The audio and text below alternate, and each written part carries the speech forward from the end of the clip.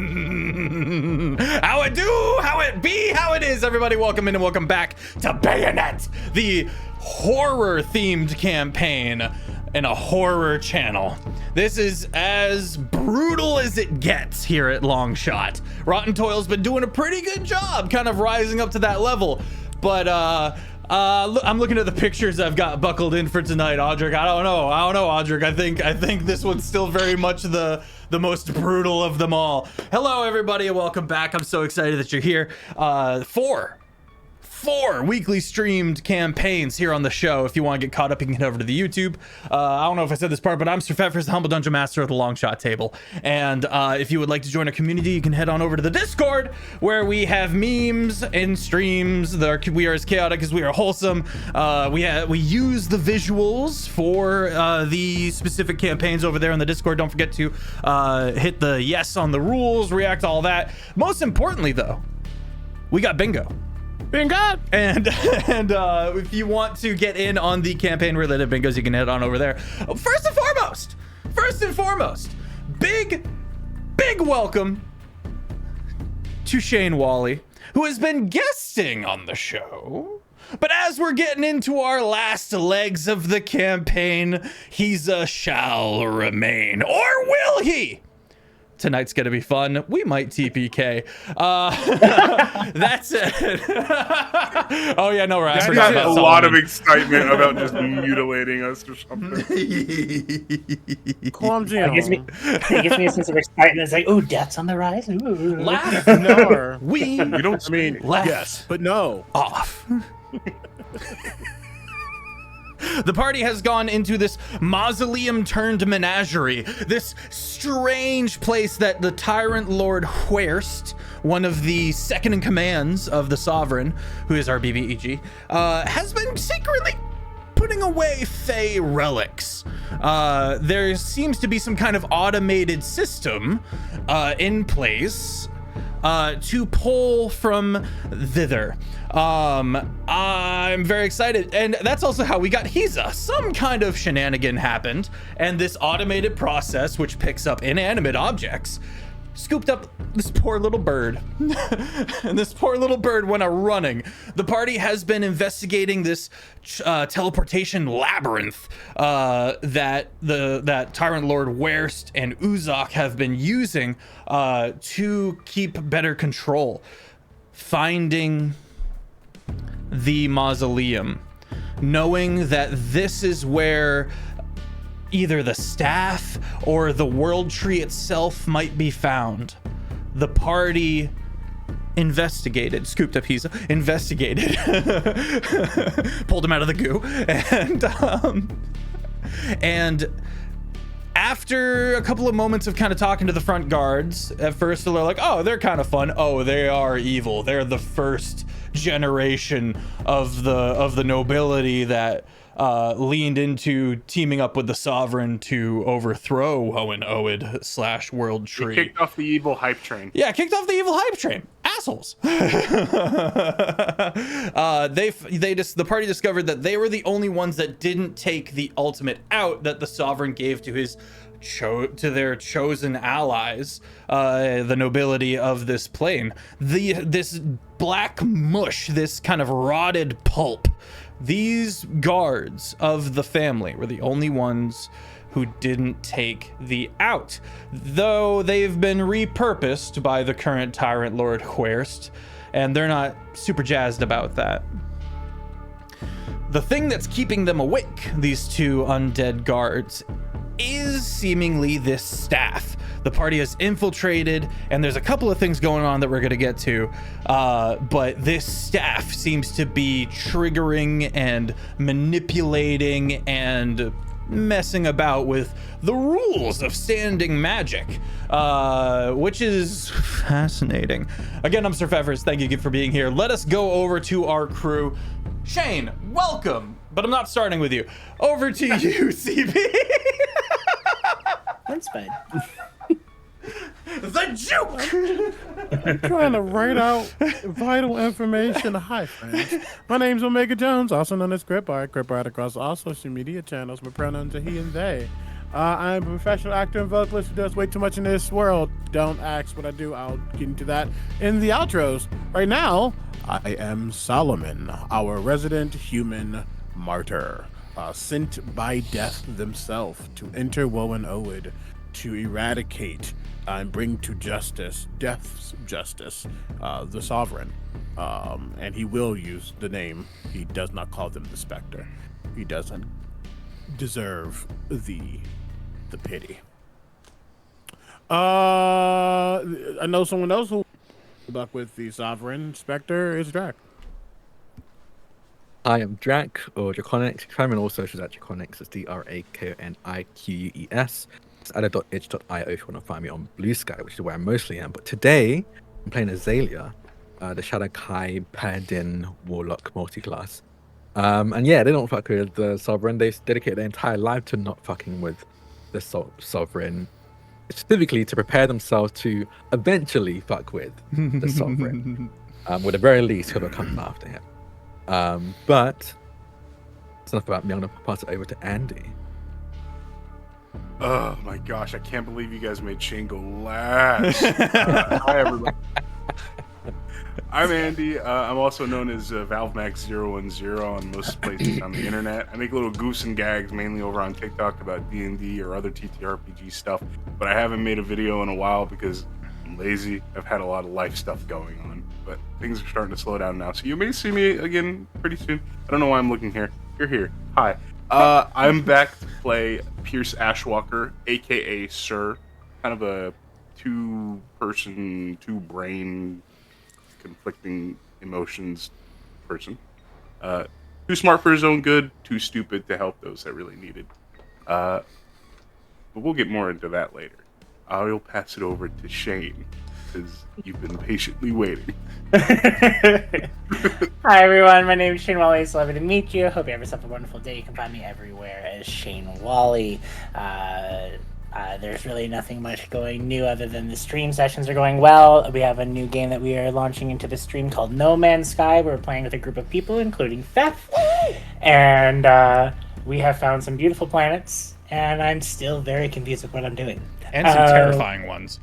Oh yes, we found a mutated, radiated planet that had this spider ant thing with purple dagger feet, and it was interesting.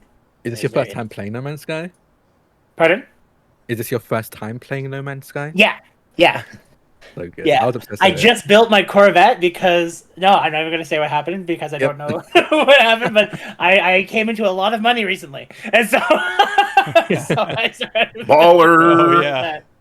Yeah. There's been some shenanigans in that game.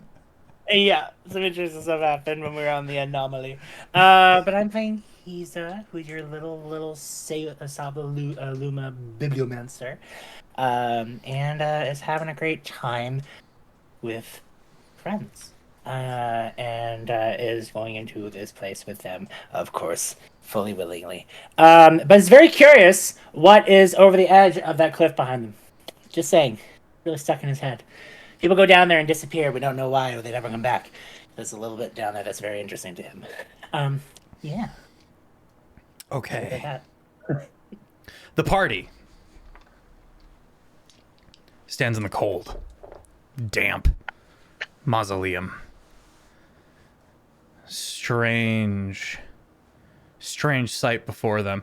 You're passing by all these kind of massive stone ornate coffins, and you can see the rot that has affected these people.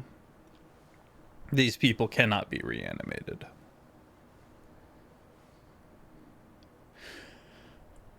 There's a heaviness in the air. And it feels like, for everyone who has felt the sun before, Azalea exempt, it feels like you're standing in the sun. You know that sensation you get when the sunlight is directly on you and it kind of warms you a little bit, tiny bit of radiation, you know? There's just that little bit as if you were in the feeling of being in direct sunlight, kind of giving more weight to this kind of heady room. Big room, tall ceiling. On the far end, a staff. A withered, wooden, blackened, crispy staff. It doesn't even necessarily look that magical if it weren't for the tiny little sprout of twig, branch, leaf that's kind of growing off the top of it.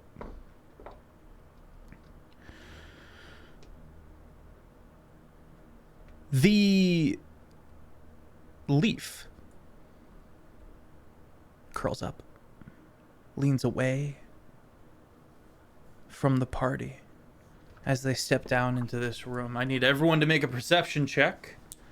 As in your mind, Azalea, you hear once again, from what you're able to determine now, the staff.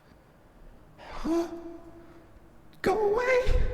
Don't come any closer. Don't. Cowering. This mind is pretty genuinely cowering, but feel free to make an insight check on that. I've got a 14 from Hiza on the perception check. Pierce, Azalea? I got a dirty 20. Dirty 20 on the perception check. Sir? 19. 19. Hiza? With a 14, you're still kind of dialed in on this staff that Solomon has acquired. Mm-hmm. Azalea and Pierce / Sir, you feel like there's on some level that you can't fully perceive multitudes within this place. Multitudes. Like thousands. It feels like thousands of people are watching you. But there truly is no one there. This room is pitch black. It is so dark.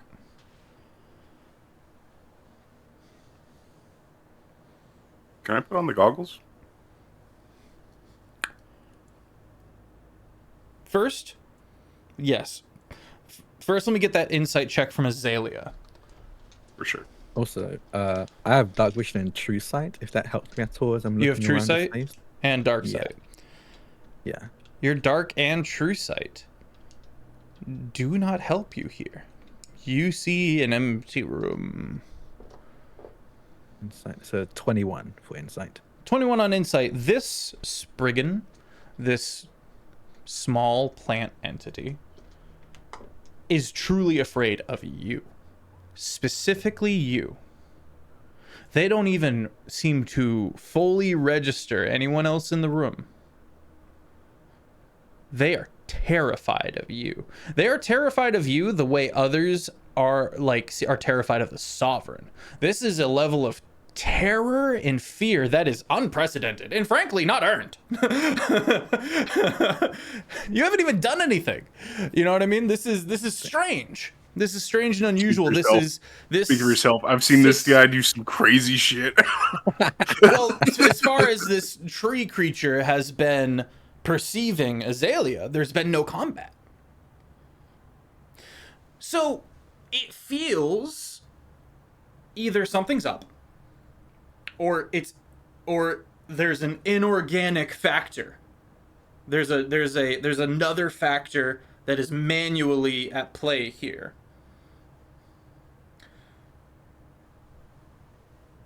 Is this the same? Can I tell this is the same voice that was answering me when I used when I was speaking to Owen Owed?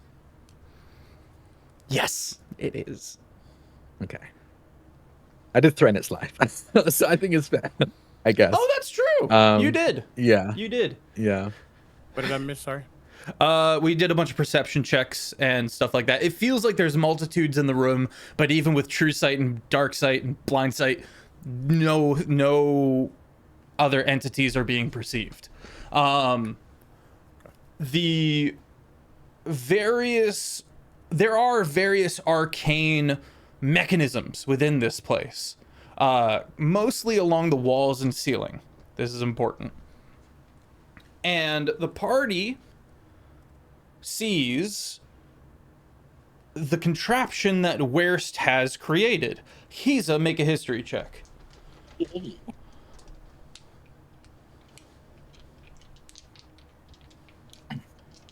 30. So the Feywild is famous for yoinking people into the Feywild. And there are many creatures and entities that do just that.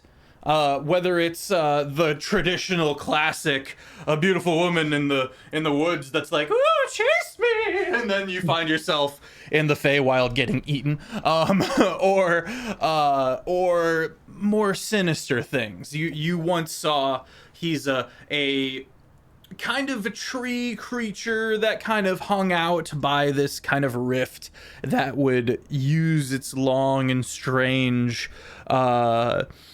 membrane leaves to pull entities into the Feywild for nefarious purposes. This is not an unknown concept to you. What you are finding here in Woe and Oed, kind of like Ravenloft above the table, is that this is a demiplane that cannot be escaped. And the same mechanisms, the same magic has been recreated, not with artifice, but mechanisms nonetheless. It's more imbued objects of power coming into proximity of each other, and the dissonance of the various magics itself is being weaponized, and it's a bit contorted, but you're seeing a very similar premise of magic from what you've seen in examples in the Feywild. This is how you got here. It looks like you're looking at like a weird cocoon that's been broken open, and the thing is that this was all made to be relics, not people. That's the augmentation is objects from the Feywild, because Lord Huerst is a collector of Feyan artifacts. Hey, really quickly, sorry. The mausoleum building that we're in now, it's to Huerst, not Barst. Not Barst. Huerst. Good. Huerst. Thank you. Yeah.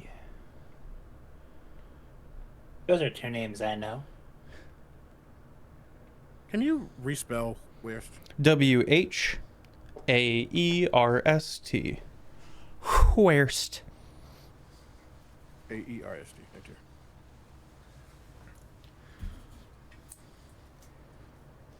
Okay. And you said nothing seems to be like in this area. Nothing's watching. Nothing's like.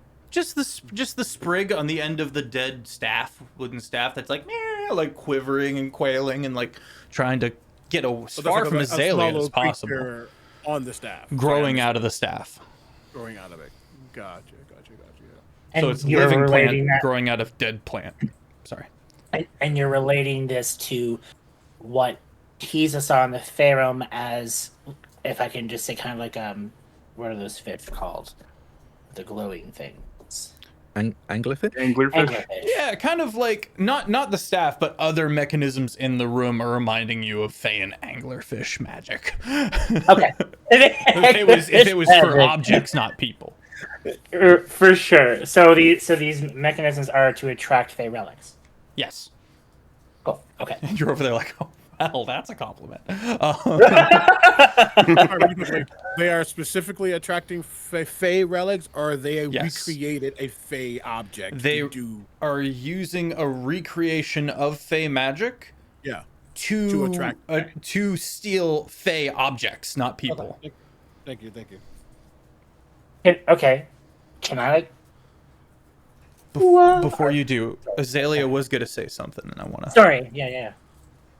I think hearing this voice in my head, telling to stay away, recognizing that is the voice that was mimicking Warren Oed. There's a steeliness that comes to his eyes, and they won't walk forward yet. Despite the bubbling anger they feel at the moment, they are aware of what traps in a place like this likely have. But speaking out loud, they'll say, "You are afraid of me. Why is that?" Sorry, let me turn my gate off.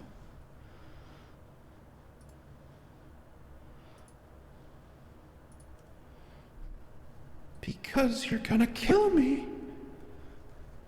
You're gonna snuff me out. You had the audacity to mimic Woven Owed. What? Huh? Was that not your voice? I didn't have any control. It just happened. I don't understand. I don't understand. I don't understand what's happening. I don't know why this is happening.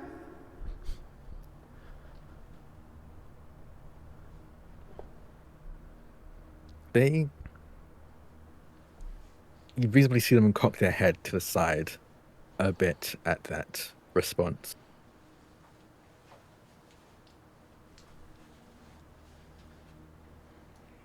I will not hurt you, but we are here for you, I think. Huh? Oops. Huh? Are you the staff? Are you what is left of the tree? The world tree? Yes. Then you're the key to saving Woven.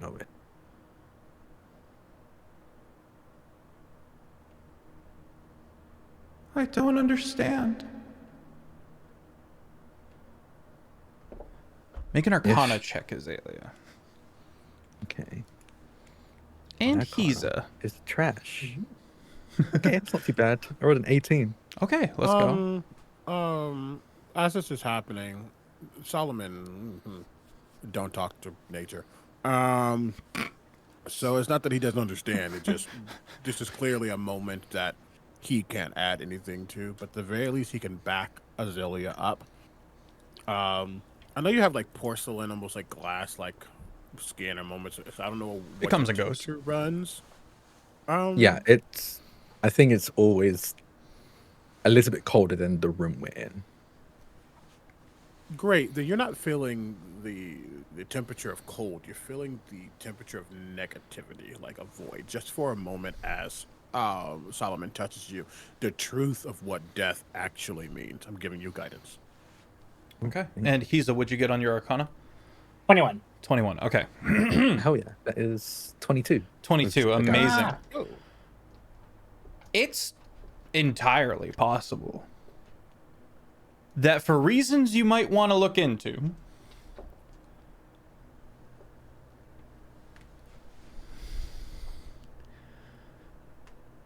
there has been a inverse birth of the world tree. I say inverse because the world tree of the Shadowfell is an undead tree, or is supposed to be. Now it's just dead, with the Sovereign having taken that undeath from the world tree. Now a living tree is beginning to be growing out of the dead wood of the world tree. Azalea, this is not your patron, but they're involved in ways that have never before been understood by any wizard, any arcanist, any warlock. This is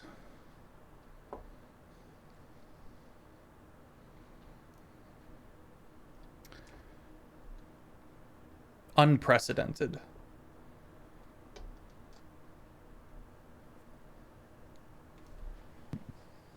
Okay.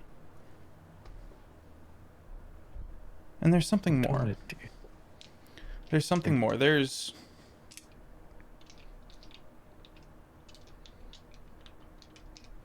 a fear. The fear is rooted in something that they're not telling you. Rooted. Heh. Tree buns. I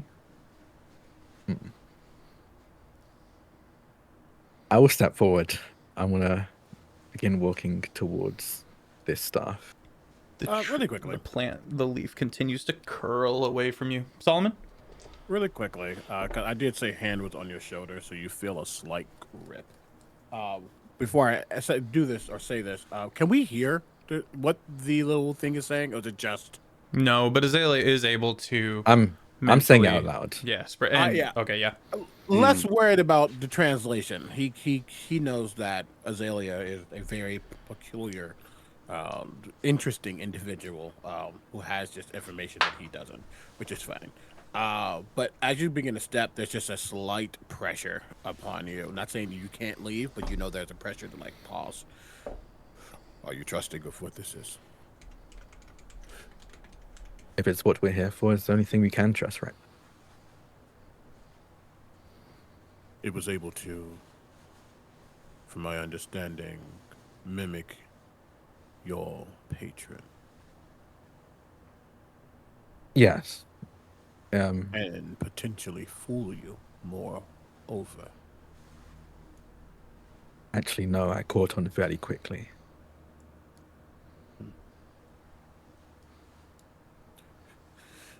I trust your actions.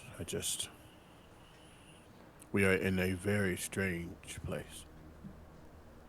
And things No, may not be you're- what they seem. You're definitely right. And honestly, stepping forward would have been reckless. So thank you for that. I think we should probably send something forward to test the waters. And Actually, we've all seen it before. I will twist and crack my hand off and set it down on the ground as you watch it turn into a spider and crawl towards the staff. And I think moving towards the staff, I think it's very purposely doing like almost like a spiral around the room, basically trying to touch every part of the floor possible to see if there's anything to trigger as it spirals around and around until it gets to the center of the staff. Okay. Pierce? I was gonna offer to cast find traps on 120 feet in front of us. Honestly, that's before you better. see the spider. Yeah. You don't But feel free to send the little guy afterwards. You don't perceive any traps. Sorry, your spell tells you that there are not any traps. Okay.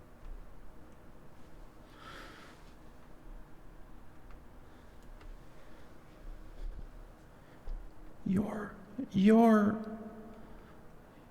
the bad one.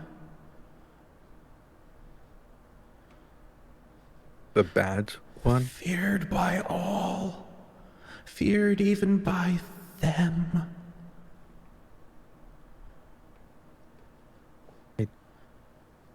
Can't say I followed the bad one. Who said this? Why do you think this?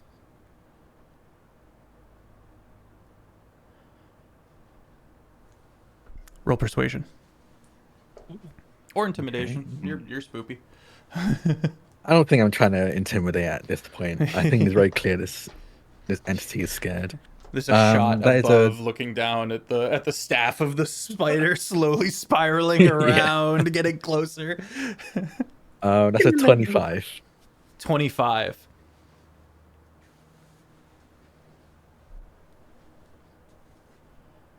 You are the Sovereign's nightmare.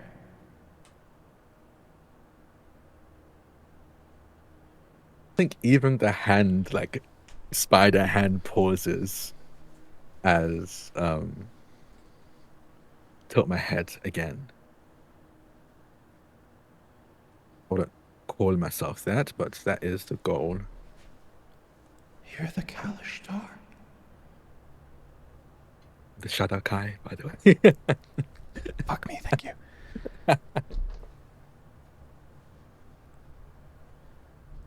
Writing it down.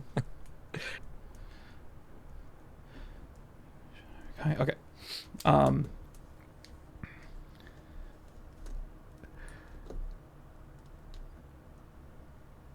So I'm Wayspring.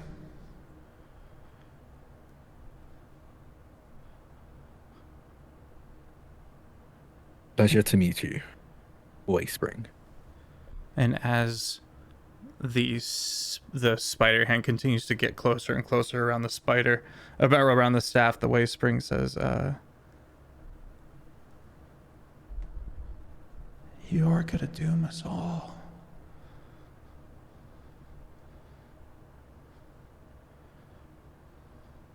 I think the hand does stop here. I think inches away from the staff. You are the end of all of this.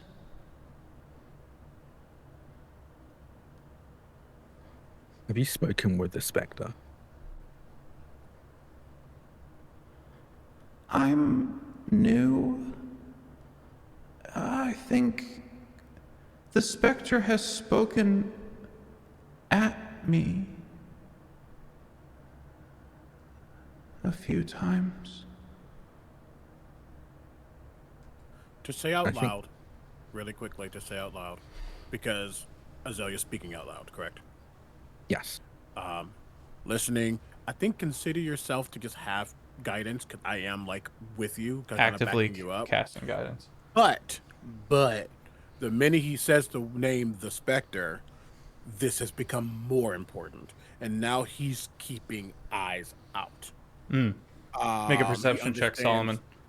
Yeah, he knows the weight of that, and he's going to be actively keeping alert.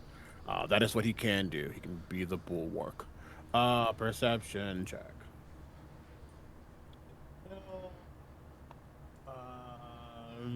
Could be better. That 21.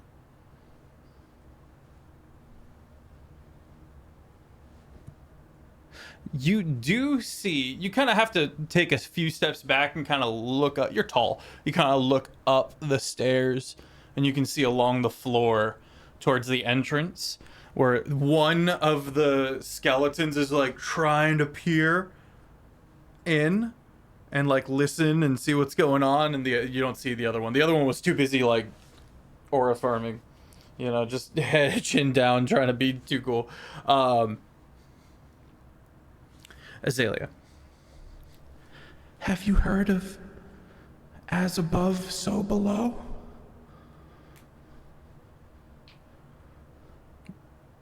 Cannot say that I have. Well, there's another one. As hither, so thither.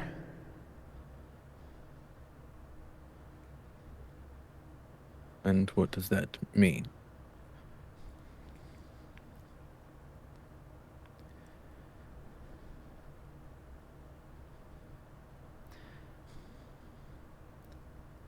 As here, so there.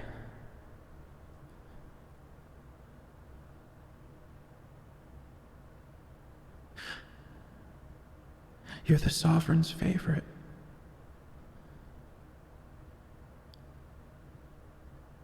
Because they're evil.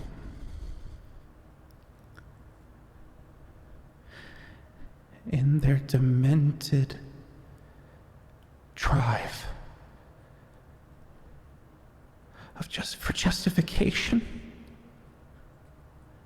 they are embracing their own nightmare.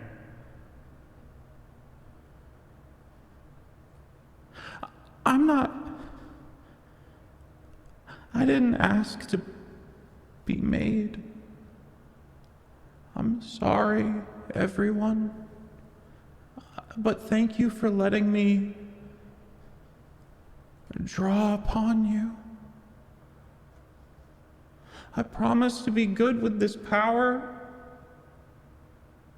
I just need a chance. I'm really sorry.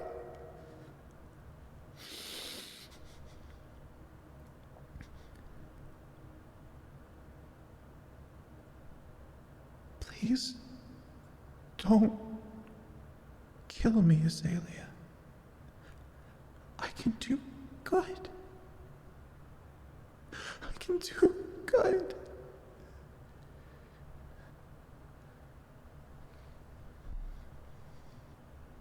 Or I act, I want to make sure I understand the law of things properly before, because I think Azalea would act depending on what they know. But from what they understand, the woman Oed bound herself to the world tree, the undead world tree here, and then the sovereign took the undeath from the tree. Right.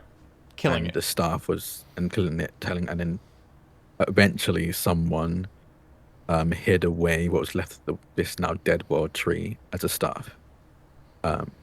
Does that mean that this is part of Woman Oed? Or was Woman Oed stripped? Okay, cool. So Okay. this is not Woan Oed Jr., but certainly a new, almost above the table kind of terminology, sci-fi terminology, almost like a clone. Okay. It's an Okay, yeah, I thought so. But Okay. an inverted one because it's supposed to be an undead tree.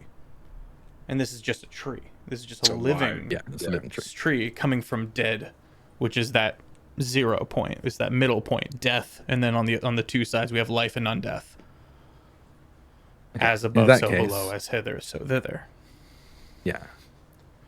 Okay, cool. So I am understanding that correctly. So I will begin to walk towards this staff. And as I do, you see this spider start to crawl up the side of the staff as well. And I will, as I approach it, once I'm in touching range, you'll see me kind of raise my handless arm towards it. And as I do, you see the spider turn into a hand again and reconnect my wrist as I'm now holding the staff. They seem to be waiting for a death blow. I have no intention of killing you. Okay. We'll be frank, I was not aware that you'd be living. But finding out that you are, it's only fair that you understand why I'm here and what we're doing. And I would like to do a thing that I can't even remember if... Does they have a memory of this? I think they do. Yeah, I think so. Could we do the time shenanigan thing? I can't remember if it was You do in that remember time because you definitely had words. Yeah. I'm going to... pretty sure you remember. I did this before with Santa Duerna, I think is Duerna, you had it. I want to do the same thing with this living staff. I want to feed it the memories of Warren Oed that I have, either through stories or one of the things for elves, or kind of elves, is that they're able to call upon the memories of other elves and like a collective consciousness. And one of the forms that Warren Oed took was a Shadow Akai elf. So I want to draw on those memories as well. Basically feed it to this, like you said, basically blank clone. I want to tell it, show it who the Warren Oed I'm speaking of is, all of her memories. I think the emotion, love, and care that Santa Duerna had for Warren Oed as well interactions I've had with Rowan Owen as a demiplane, as an entity, I want to give and feed as much of that to this stuff as possible. Okay. This takes a moment. And obviously there's a lot. So it's going to process this. It's still processing that it's not being just laid out. It's not being murdered.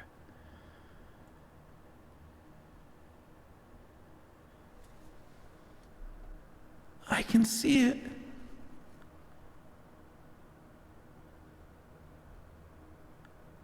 It's tangled, but that doesn't mean it's broken. Tangling doesn't mean dilution.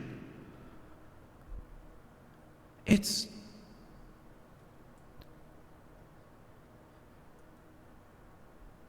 You are the son of kings.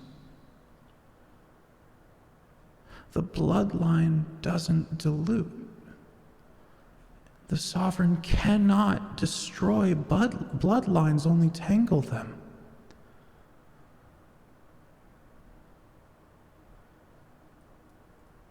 You... And it says you, but you can infer that they mean your ancestors.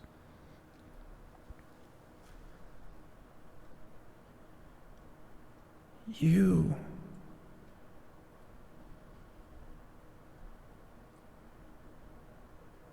cared so deeply for them. You were trying to help. You did help. But no one knew what would happen. No one knew that a Myconid sovereign could take on death.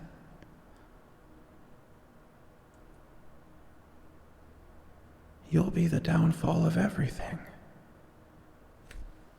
And you're starting to realize that the downfall of everything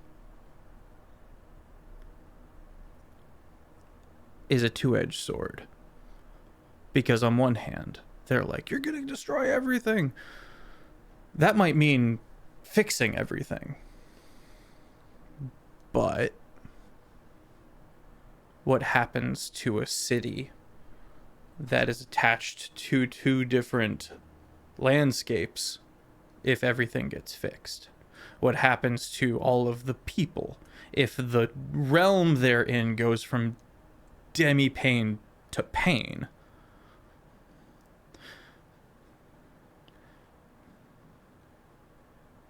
Where's the middle mark? Where's the fine line where you get what you want?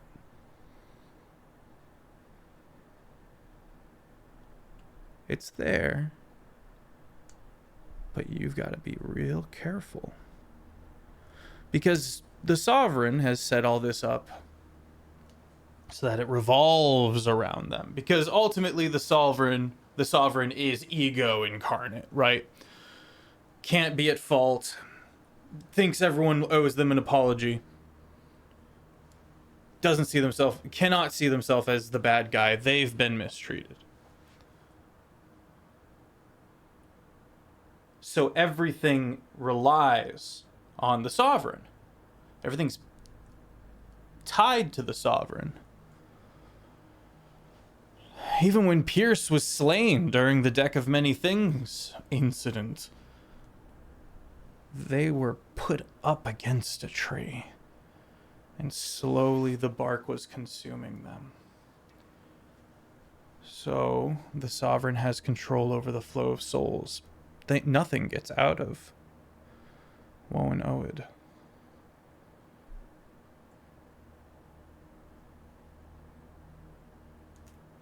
But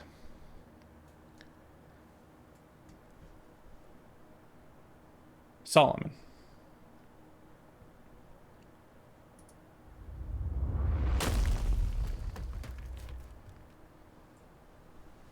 Far outside, there is a rumble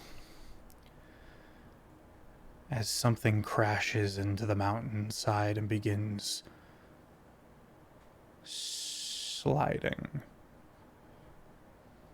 sliding down the mountainside. You begin to see from your vantage bits of rubble. One of the skeletons is crushed. And then you watch as the mouth of this mausoleum is caved in entirely. And then it becomes truly dark.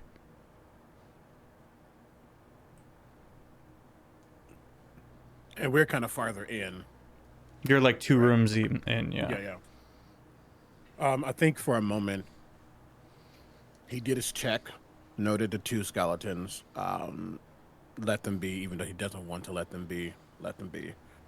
They are not the important aspect. Kind of went back to being the statue of the knight, who protects, and there's almost like a spider sense. His ears twitch for a moment. There's a slight coldness about him as he turns his head. He hears all that. Wrap it up. Someone's here. Something just arrived. We can't leave, my friends. We can't leave, my friends. They've given so much. But friends, there's no one here. Yes, there is.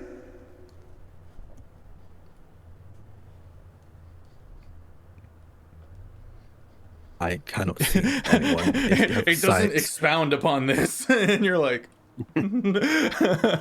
you're talking. You realize you're talking to a kid. Yeah. I do not see anyone else. If there's anyone here, tell them to follow us. They can't. Not without light.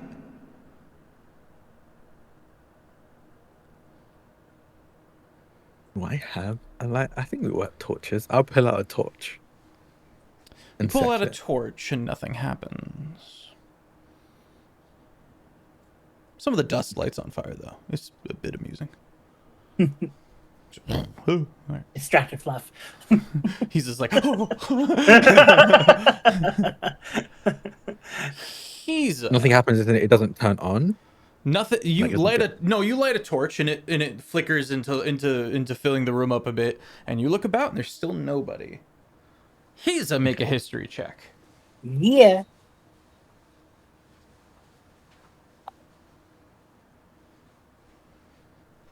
$31. 31. Long ago and far away, the Feywild had a species of humanoids known as Freaquins. Bipedals made of pink light. And they've been gone for a very long time. They are in the history books, as it were, as a long-lost species that no one knew what happened to them. There are Freaquins elsewhere. But pink Freaquins, as the Feywild sun is pink, have not been seen in an age.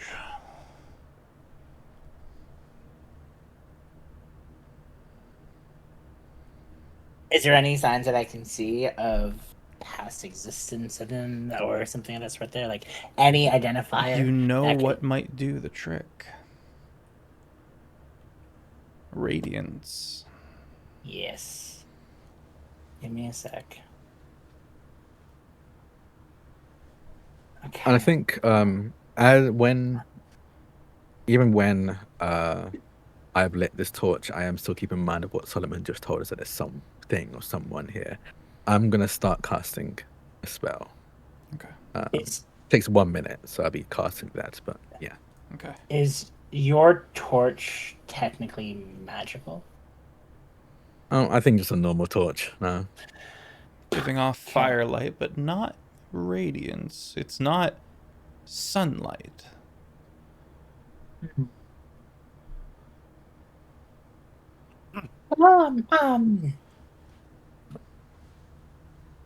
He's just gonna be like just a little stuck in his mind, questioning what he's thinking of as the possible Freaquin.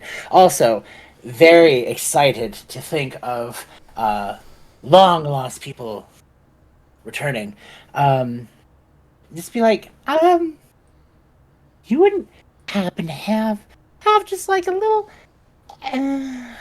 radiant light?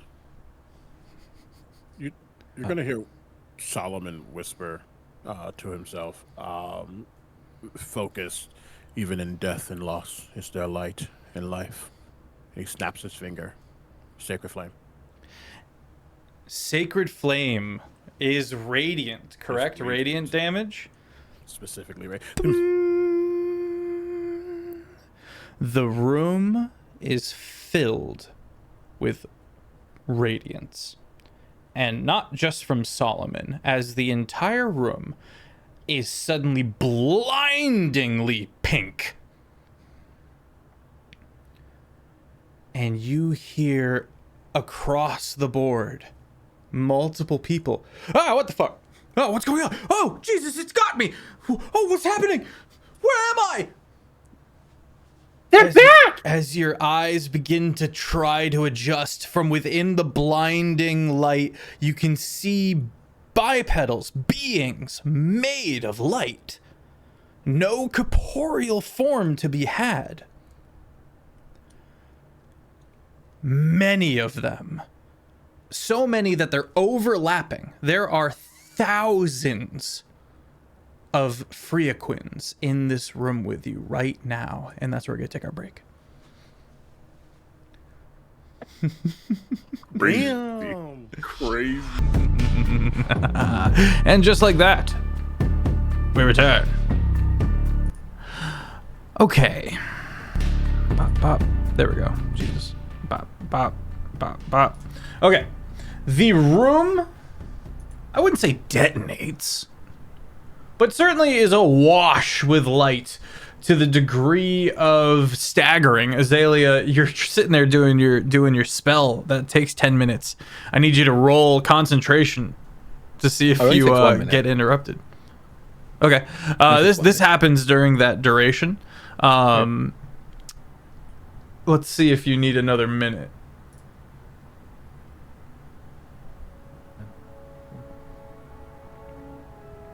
What is my dash?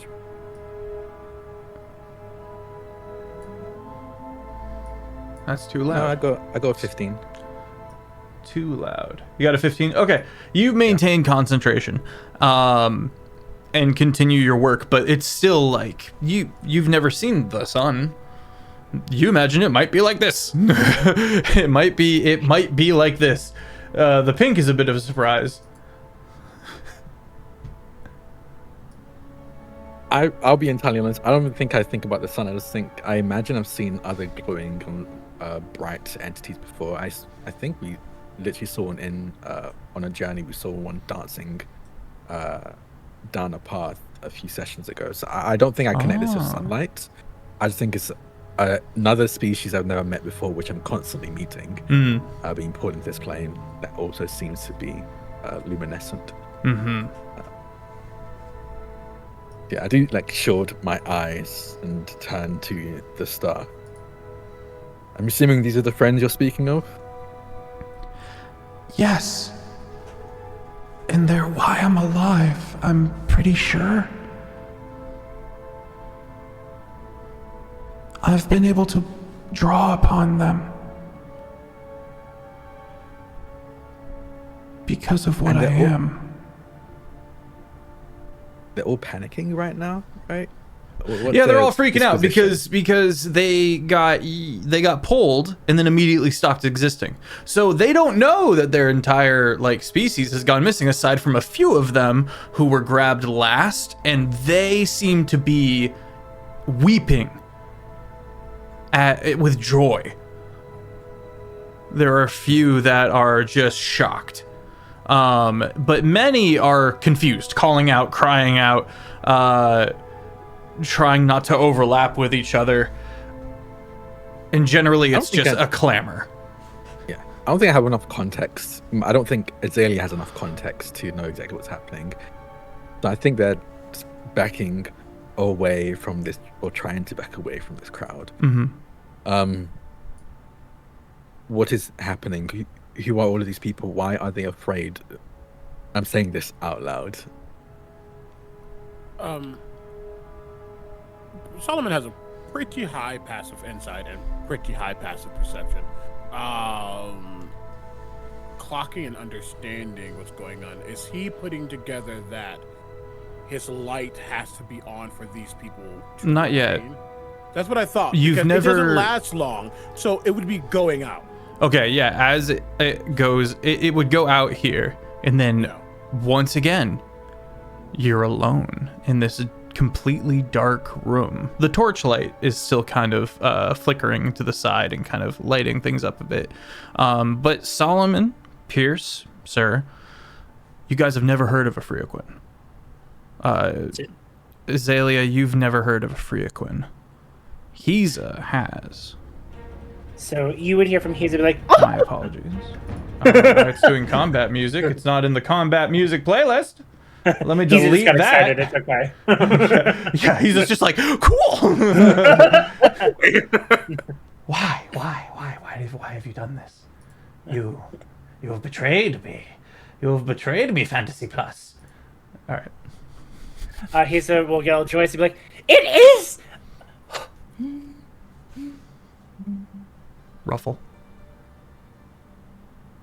We may have just found something that was very lost a long time ago with the place where I'm from. A lot of people were confused where they came from, but not really sure what's going on. They just happened to vanish in all existence, and then they disappeared where they were. And he starts going on this long little tangent about this past thing until he stops because he realizes that he may have become very boring to people. But then he stops like, "Well, I have a good feeling you just found the Freaquin."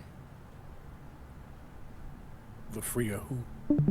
The Freaquin, they are people of sunlight, and they disappeared so long ago back home, and now they're like here. They're here. I see. According to the staff, they So- can't move without the lights. Right? Sorry. Yeah. So like they only exist when radiance is hitting them. They learn this the hard way when they try to leave home. He's going to flick his fingers and let that sacred flame come back.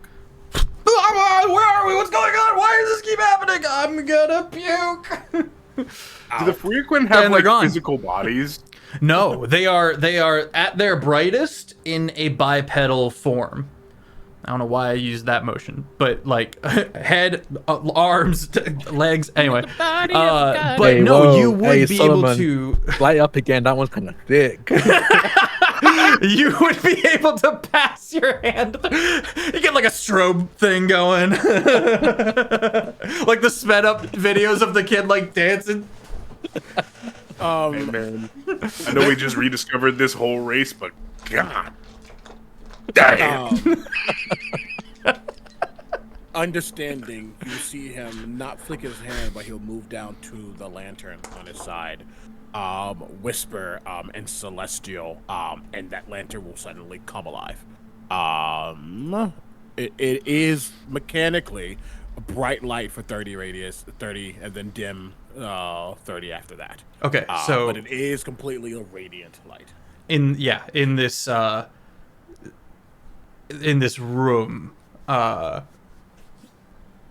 you are able to kind of, if you choose to, move about the space, and slowly they would all be able to collectively stay around you, and you're just like they almost can't see you in there. It's just this huge bright pink beacon and your form vaguely in there, peeking out between all the radiant light and your green light, the green light of your lantern, mixing as well. I think it was green. Relatively certain it was green. It's kind of a dark blade, black, purple.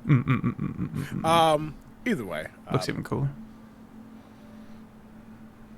whoever these are, feeling probably a little claustrophobic in a way with how many Freaquin are around suddenly. That's still the matter of what's outside. So, what are we doing with this? Well, I believe if they have been brought here against their will, they have all the right to leave. But how? Beyond following us, beyond keeping within your light, what happens after that? Well, I don't There's know not what really your an abundance. I don't know what your outside is like, but if there's no sunlight, they'll just vanish. Just a little bit, Sunlight you know, is- it's a little something. That could be a problem. Yeah, Pierce is sunlight like is shielding not. his eyes. Sunlight is not a thing. Yeah. So what you say? Sunlight is not a thing here. Oh. Pierce, putting on the goggles, you're able to kind of see features in the frequent form. You can see facial expressions and the like, but only barely. You are able to see through them as well, more easily. You can see Solomon clearly now, who's just looking about a little claustrophobically. I think the closest are the weir lights we have in town, but not all towns have that, and that's definitely not everywhere. There are people like Kipper who can sing those weird lights and whistle and control them to a certain degree. Do you guys think that the light where the lava monster was would be considered radiant? The what monster? Remember we're in that lovely little protective bubble? Oh, Azalea wasn't here for that. Oh, right. Just tell him. Just tell Azalea Oh, about so, it. so, Yeah, so there's I wouldn't this, know in character. So there's this like primordial being type thing that wants to protect people, and it was this very empty city that I think looked like something some of you who were there remembered, and if that light's radiant, I left a teleportation circle down there. As someone who does understand radiance on a molecular level in some way, shape, or form, was that light radiant? Nope. Sorry. Lava is fire. I just thought primordial, so I yeah. thought. No, it was good thinking. It I was still good think it's thinking. good that we brought that up. Yeah, that was a very good. 'Cause I pull. thought Azalea knew that.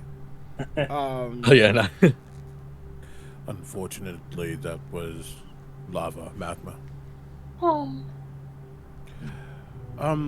Does it look like the Freaquin can see us? So you go to regard these frequent, and one is now looking at you and going,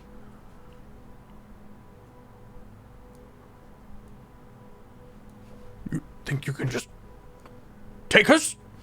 Is he speaking common? Yes. And goes, "Fuck you! Put us back!" We are not taking you anywhere. Yes. We did not know you existed. Some of the last to be some of the ones with the most context kind of steps forward.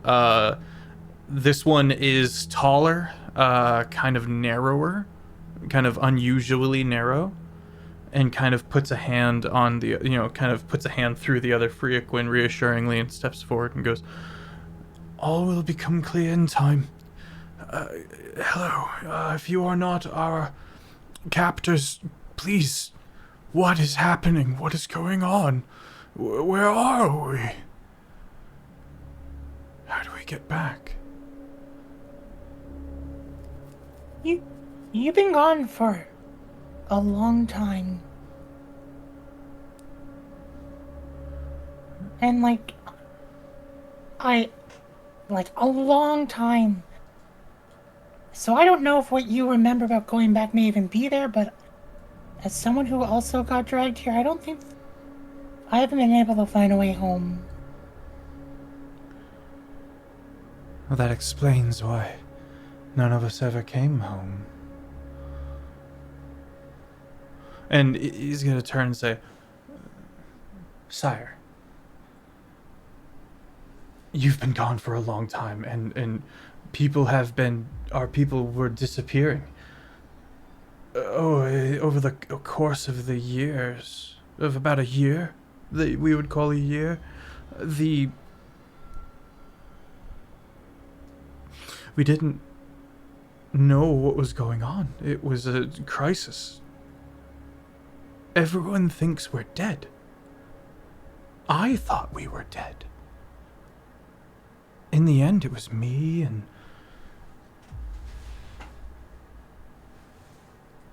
Where's Hamian? Hamian?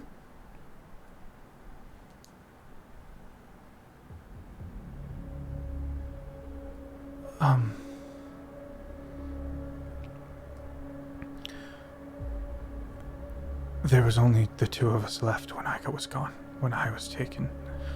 I was...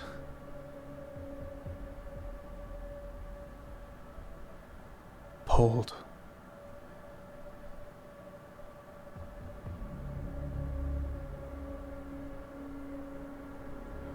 Are we gonna catch them up a little bit on what's going on? The issue is that there's not much time, as there starts to be a cacophony of A sheep? outside. A Well, I cacophony would of say- them. I would say that he would just inform them of the past of the Fey Realm and what he's known of their disappearance, and that's it. But, One of them said sire. Is one of them like a royal? The one who got a little uppity with you does seem to be very highly regarded for by the others. Okay. It's very possible. I think the knight comes out of Solomon because he doesn't understand context. But this is a royal. This is someone of status. He wouldn't be flippant or with it or with anything with this individual. But yeah, with Hiza speaking about what has happened, but also letting them know that the only reason that existing is by the light I'm possessing. I think at this point, I imagine a minute has passed, so my spell casting has finished, and you see, as I will start moving towards the sound of this like sheep, goat question mark, and as I do, almost like my shadows become more of a portal. You see I'll go for it. You see a mind flayer begin to pull itself out of the shadow behind me as I cast Summon Aberration. And because of my great old one pact ability, if I spend 1 minute to cast that, I don't need to hold it concentration to use it. So they appear behind me as they also kind of suddenly float behind me as I walk towards the sound of this voice. Kind of hovers along behind you. You get up in where all the dead Huerst family is buried, entombed rather, and you can see that there's been a cave-in. Where you entered is now rubble strewn, and you do hear one talkative individual endure.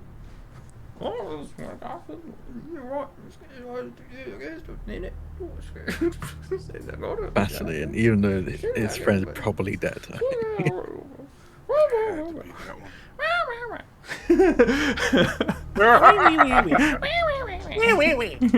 It's a meme. But yeah, it just keeps on rambling, just still going, and you hear, and then you hear.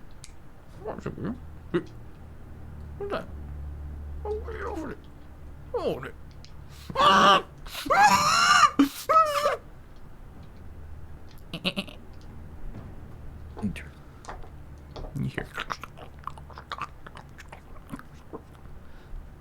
Horrifying. Oh my gosh. Is that coming from the caved in On the door? other side, yeah, something No, is side. excavating.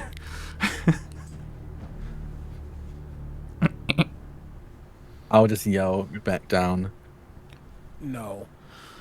I don't even need to yell because I can just telepathically tell you all of this. Telepathically, you all hear something is making its way through the rubble. Not sure what or why. It sounds like a goat. It's probably what landed. It sounds like many goats. I can only do one at a time. Hate that. They are probably what landed. What I sensed. Just quickly Okay. looking back to the Freaquin. Lord Hryal. Girl. Spell. Hyral? Hang on. Oh. It is the Winter Court. The one of the species of the Winter Court of the Feywild is Freaquin, because that's where the sun is. The sun is almost on the surface of the planet, of the realm there. It's very small, and it's pink. And every star has Freaquins. Gotcha.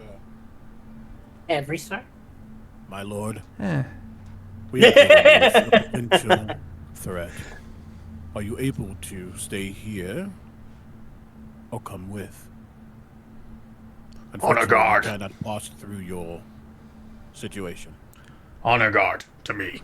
And you see many of them kind of step up, looking about, and you see just this kind of there's this pulling and warping of light, and halos begin to appear around them in different places depending on what class they are.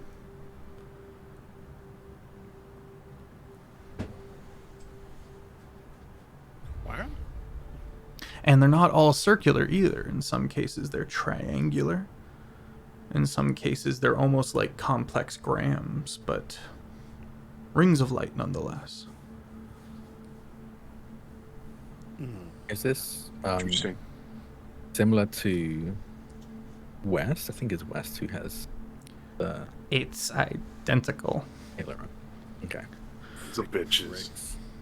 Sons of bitches.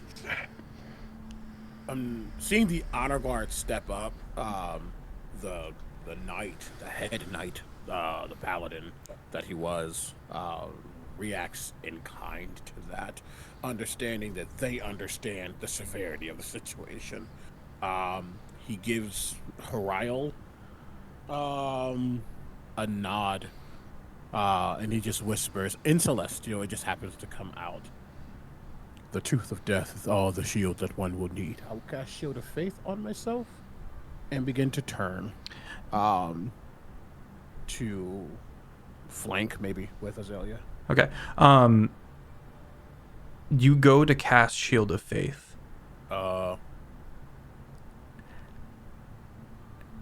And again, this has just happened to this lord.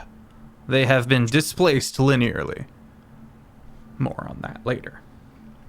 Fair. But he gestures to one side, and Shield of Faith is cast on you. Shield of Faith is cast on everyone. Oh, Everyone who receives it willingly. Oh, is that- no. yes, please. Various spirit guardians are cast as well. And in this 60-foot radius that Solomon has of light, this swarming force of Freaquins, 10 or so spirit guardians has been cast. So for an additional 10 feet outside of this radius is a blender of radiant magic. That's cool. That's tasty. Your lantern may go out. Is that right? It's if it goes out, something's very, very, very, very, very bad. Okay. Now this is Bayonet, so that's more likely to happen, but And it it's- should not go out. And it's 60 feet? Mechanically, there's no reason for it Yes. to go out, but Yes. story-wise, there might be. Okay. I am going to hold a spell. You hold your action. Because they didn't cast Shield of Faith, I'm casting Protection from Evil and Good on myself. Okay. Smart. Solomon, I'm just I gonna trigger Oh, sorry. Oh no, go please. I want to hear what Pierce has to say. Okay, yeah, I was just gonna trigger Rite of the Storm on the rifle and load a poison round Okay. into the gun. Now, we haven't had to do our fun little death save yet, have we? No. Okay, have we? Because I haven't Do we have used it that locked in mutation. as what it is? We did one before. And then The last time I popped cruelty. Right. And if I remember correctly, do you still have the ability to pop cruelty? Yes. Okay, but I then have you not. need to roll your death save once again.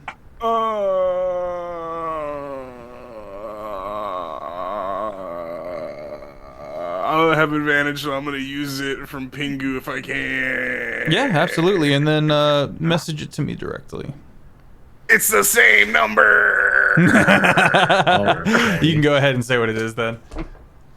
It's 9. That's a 9, fail. 1 short. It's sick, dude. Just having that in the pocket for when we gear up. Okay. Shield of Faith gives me +2 to AC, is that right? Yeah. Okay. Mm-hmm. I will say really quickly as well, 'cause it was the thing I was originally planning to do, and then the Pink Fire Nation attacked.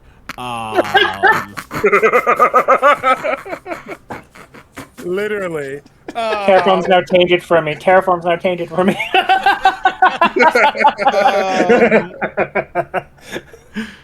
As I step back up to Azalea, just taking a spot, I think my hand just goes back to your excuse me, your shoulder, as he says, kind of under his breath. Remember, the burden of life does not negate the truth of death. We can share the burden together. My bonus action, technically. Are you going to see within that lantern is a crystalline rose that kind of floats now? Think very Beauty and the Beast. One of the petals is going to go dim. I've already done the roll. I take 9 damage. Azalea, you get 12 temporary HP. Interesting. Okay. To give that on top. We have. Thank you. Do you want to fight here or outside? That can take us all outside with these. I don't know if I trust what's outside. We also have a defense that was just kind of made. You can bottleneck Then let's it. ready ourselves. And I'll place a hand on the rubble. And turn to look at everyone. Are you all ready? Nope. See, Are we ever? Axe grabbed 2 double-sided dark blade lights appear as he stores it very Escanor. And I will cast Mold Earth to peel away the rubble. And because of braces, illusionist bracers, I can cast it again as cantrics again as a bonus action. So I'll be doing 2 Mold Earth as an action and bonus Understood. action until I've dug out, until I meet something trying to dig in, I guess. Giza would do a quick little thing where he would just, his arm will quickly jolt, but he stops as he realizes something's not with him. So he just sits there and just waits.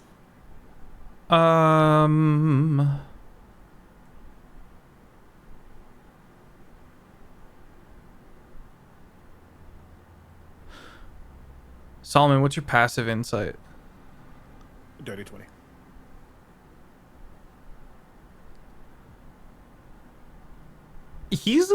You know, it's a comedic bit. It's a comedic bump in my head. You know, he's a kind of just sad bird looking at your staff. Just kind of. If it helps, it wasn't the staff he was. I know, but it's one of the 2 things. But I will say, I guess above Solomon is as if words appear. Solomon will remember this. Nice. I Amazing. love it. Okay.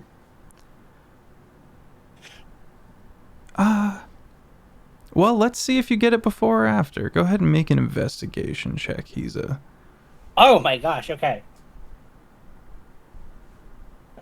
Because you deserve That's nice my things. Let's let the dice decide. You know what? I for some reason have inspiration clicked. Do you mind if I click that or no? If you have inspiration, feel free to use it. Cool. Gas.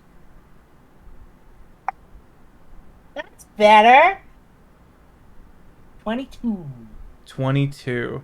With all of this light, and you being not long in this realm, you're able to look about. And as you see the party gearing up, you find some of your old possessions that you came with. Okay. It's been placed and put aside as what's supposed to happen. You know, it's supposed to take artifacts from the Feywild. So your artifacts, you find your arcane grimoire.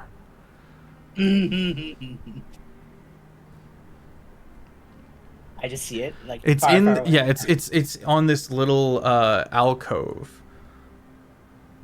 Was very much in the dark. Now you can't help,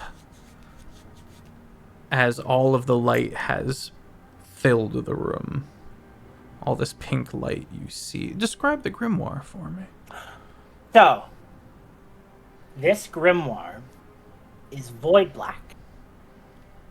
There is what would look like purple gold that fills its edges, swirls in, and on the tips of the edges is like how he, when he creates a spell, has the broken mirrors, but the book itself is broken. This book has fun little letters that are engraved in the front of it that, if you look at it backwards, spells Monstra. This book is his father's grimoire, Yura, and it was gifted to Hiza before he managed to leave one day. But there is 4 holes going down the spine, and that is how he summons his book. Okay. Azalea.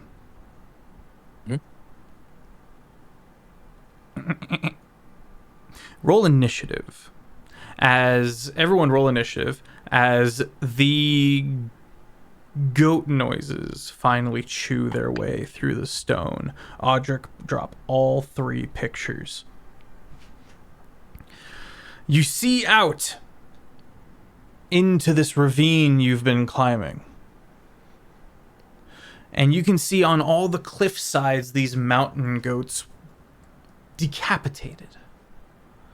No head. Headless goats. However, they do have horns floating in place where they should be, ears peeking out where they should be, and one solid goat eye floating in the center. You can see the rocks being bitten by invisible mouths, and you still see the rocks being chewed down and eaten. Behind the mouth of the cave where the goats chew away at this rock floats an individual. Huge. Safe to say gargantuan. Demonic and draconic. Floating. It gives if a dragon that didn't have wings was standing on 2 legs but floating. And in his hand, a bloodied Lord Huerst, whose head is hanging off to the side and weakly pointing in the direction of the mausoleum. Floating on either side of this entity is the 3rd picture. These 2 floating aberrations, and in each hand, light with halos around them.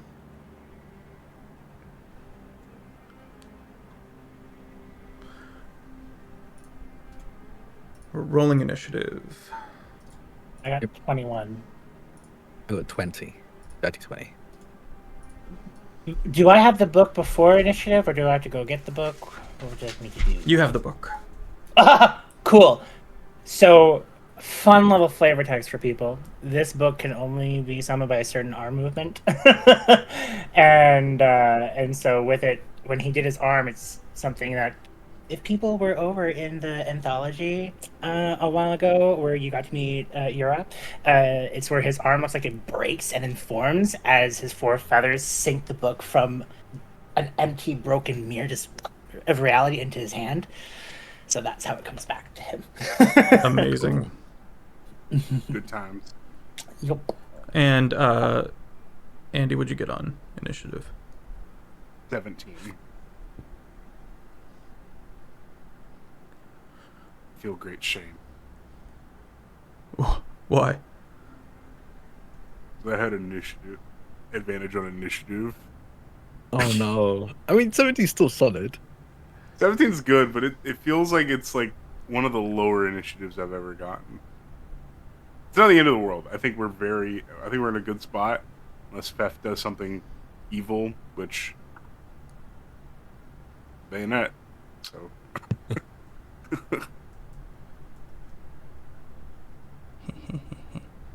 Yeah, does my aberration need to roll initiative? I don't think so. I think it's right after me, right? Yeah, I think it's after you. Near positive. Okay. Yeah, it shares my initiative, but takes it right after me.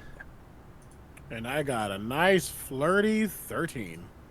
I am here to do my job. Ooh, we got a raid. Who raided us? Dice Legends. Oh. Welcome in. Thank you so much. How it do, how it be, how it is. Welcome, welcome. We're just now getting into some combat. Level 19. We're nearing the end of this 2-year campaign, and the stakes are so high. Everyone tell me your character's headspaces real quick, and maybe a small brief introduction of your characters and yourselves. Oh, headspace. I don't know, actually. I think they have a lot on their mind right now, and these creatures are just obstacles they need to get past before they can truly think about what they've learned today.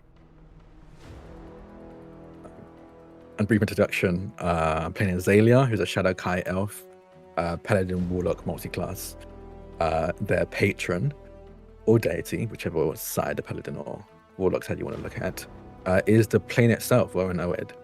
And right now they're digging out the rubble that's caved everybody in and have laid eyes on these foul creatures.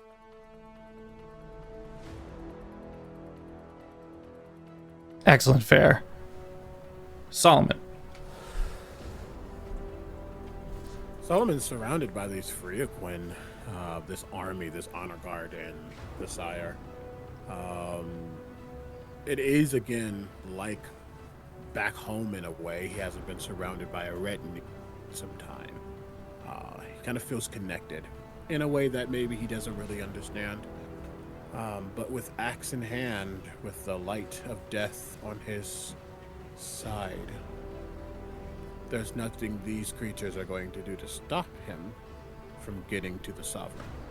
I'm playing Solomon, who is an old white man, but he is a martyr of death. Martyr is with a capital M, as it is my class. Shout out to Mage Press. Pierce/Sir. Pierce is also surrounded by this litany of pink radiant beings, the likes of which he's never really seen before, even as someone who's a little bit more familiar with Fae than the average person. But as he kind of sees the opening of this mausoleum caved out and sees yet again some horrible monstrosity that's hell-bent on killing him and the people that he's with, I think before there would have been this like worry but now whether it's kind of like the fleeting concern or maybe just more like aggressiveness on behalf of Sir, he's just ready to turn these things into bodies and finish the job that needs to get done. And I'm playing Pierce / Sir, two kind of personalities sharing one body. I am a very human blood hunter, mutant / rogue, who's done a little too much self-experimentation on himself. What is too much? This! And finally, face. our newest addition, Shane. Would you like to tell us about Hiza? Sure. Hello, everybody. I'm Shane. I'm playing Hiza, the Sable Luma Wizard Bibliomancer. Creepy little dude, cute little dude, however you want to perceive him, it's up to you. Definitely happy and self-foreseeing that the long-lost Freaquin race that was talked about for so many years has been found, but also sad that they are in a place where still they have a tough time trying to exist. But on top of that other happiness, he has found his family's book, which, Little Lord Drop, is a great access to hidden powers that were just slumbering inside of him. So having that back is very delicious. Being Amazing. a bibliomancer and with a grimoire that holds pretty much all of your almost all of your bibliomancy. All right. Well, Azalea, you were holding your action. That's gonna go ahead and proc, I assume. Pierce was as well. I Yes. believe. Thank you. How far away are these creatures? The floating three are 100 feet away in that open ravine. Okay. You can see that they're a little surprised, but as the one in the center, this tall, gargantuan, draconic, bipedal terror,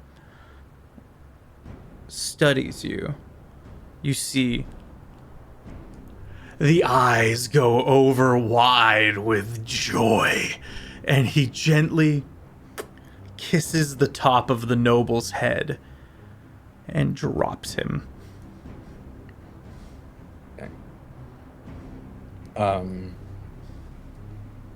These goat creatures, are they on like the side of the cliff? Are they on land? The goat creatures are on the far side of the ravine and the front side of the ravine. They are the ones that have been chewing through the cave-in of the mausoleum, and you can still see a couple more of them, like 180 feet away on the sides of the cliff. Of the front, there's 3 that have been chewing into this, and you can see a few more kind of the single floating eye, the headless goats looking into the hole at you. You also see the 1 foot of the skeletal guard still kind of, it's alone now, just the foot and ankle, and it's still kind of twitching. Yeah. Okay. And it's clear these goat things are probably either working with these creatures or at the very least hostile to us. It's a safe assumption. Chat, if you would like to see pictures, you can go to the Discord where it's got its own channel, and you can see a bit more visual. And if I were to like push, I'm just trying to imagine the battlefield. If I were to, the ones looking in at us, the goat creatures, is there like a drop behind them or just? Yeah, like... so it slants off into this pit that the skeletons told you no one's ever come back from, and they just dropped Lord Huerst into it. Okay. Not a fan of ads. I'm going to try and get this out of the way. I'm going to cast Eldritch Blast. How many? You said 3 of them are in, like, looking at me. Mm-hmm. I'm going to send 1 beam at each of them. And I don't know. I'll send another one because I have 4 beams. I'll send another one at one of them for good measure. Okay. Let's see if I hit.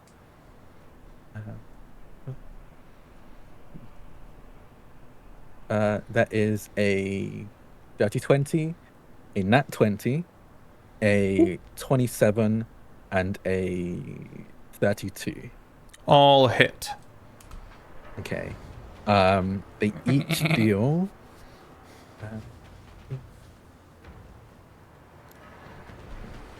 One of them does. Oh damn! One of them does 21 points of damage. The other does 8. Another does another 8. Another does 10. Okay. And then 2 out of and I 3 have goats one. are eviscerated. 3. Oh, and then also each blast is a repelling blast. Someone I'm knocked them 10 feet back. Oh. Anyone that's still living. Okay, that one is knocked into the void. I'll then move my movement forward and set that 100 feet away. Do I have that range? Actually, don't. I do have 120 feet on this.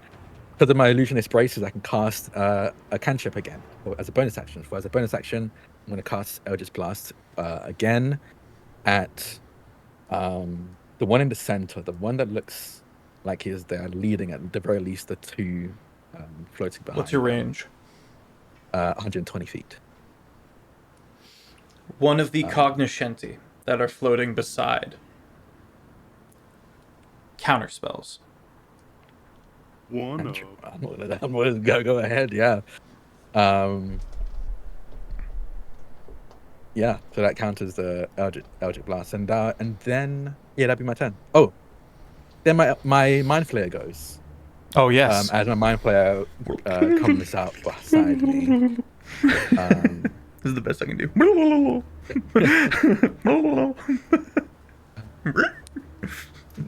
Give me your brain.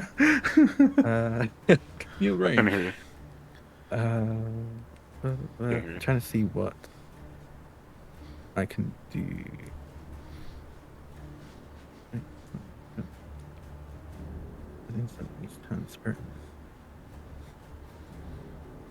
Okay, cool. Within 5 feet, actually, so it doesn't do anything. It just comes up beside me. It has to be in melee range.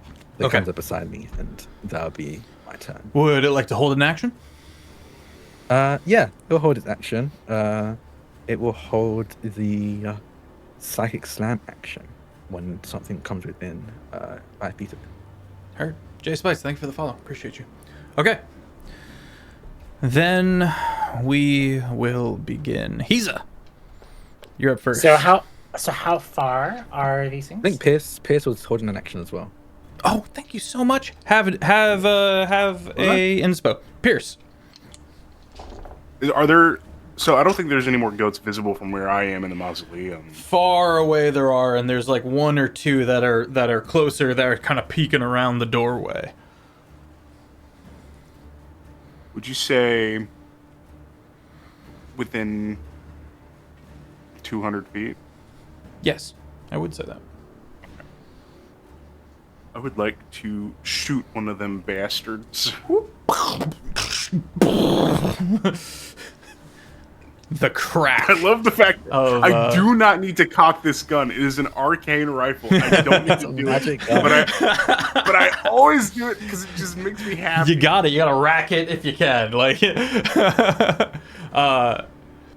the Freaquin all around are startled by the blast, having never seen a gun.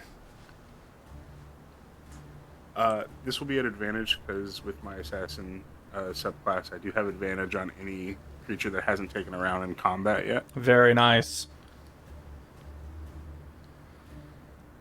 But sometimes things don't go the way you plan. No. That is a 5 and a 1 on the dice. Ooh, that's gonna miss. And you said you're aiming at one of the goats? Yeah, one of the goats. What's this the magic greatest of look all like? time. Is there an actual physical ammo piece, or is it just completely magical? Wait, There's- what's your bonus? Do this attack?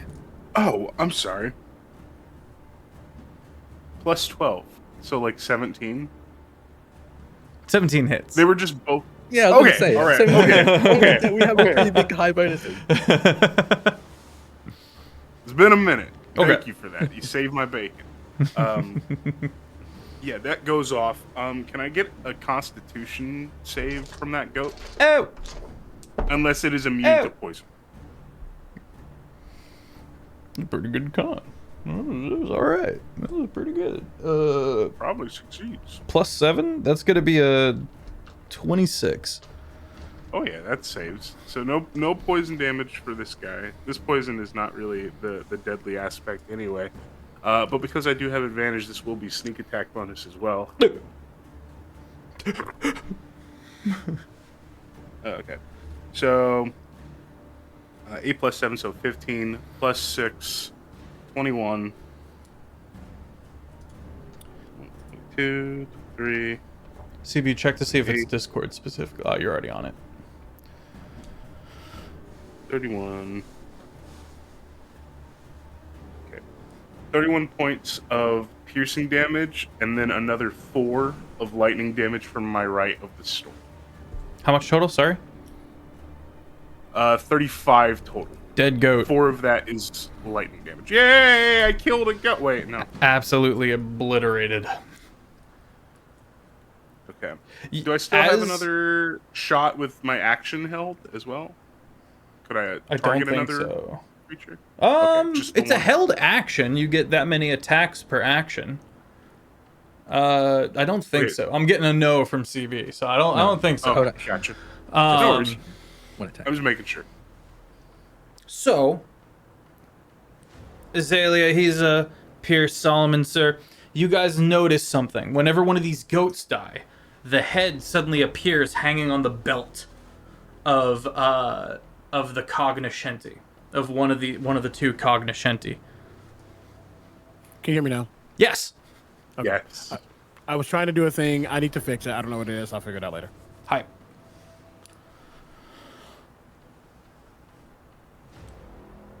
Hiza, your turn begins. Top of the round. Okay. So how far are the cognoscenti from me? So, you're at the back of the second room. No, you're at the stairs of the second room. So you got to go up 15 feet to be within 100 feet of the cognoscenti. You are 115 feet away and you can't even see him yet. You got to scamper up the stairs just to have the visual 100 feet away. Is there anything between me and the stairs? No. Cool. Allies. Gonna go up the stairs. Yeah. Okay, gonna make my way up the stairs to where I can have a straight shot towards them. And Bird. And now I'm 100 feet. Yes. Perfect. He's is going to throw his book in the air, and it starts to levitate as he pulls into his magics, and he teleports 60 feet ahead to be in range.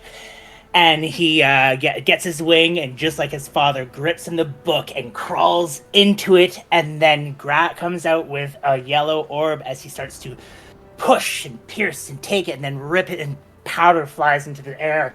And you hear him say, "Hex of fate, assumed longing," and all around the big baddie of the cognoscenti with all of the heads going around his thing will be wispy wires that will start attaching to him and start ripping at his skin. You know not of longing. Counterspell from the other cognoscenti. Cool. What level did you cast? So this is a created spell. So it would be 6. My question was going to be before the Fire Nation attacked again. This is not a rules lawyer. This is just You're a good. question as someone who also has the ability. Counterspell 60 feet. Spell sniper. Thank you Azalea's- for asking. That's what I was trying to figure out. Yep. I will say, yeah. Yep. Spell sniper. Counterspell, 9th level. Okay, let me see. And then out of just the great surroundings as a reaction, you'll hear a great deep as a red face out of Hiza just appears and just vanishes as he does mirror spell. Go on. So I attempt to cast oh, hold on, saying the wrong spell. Give me a sec. Okay.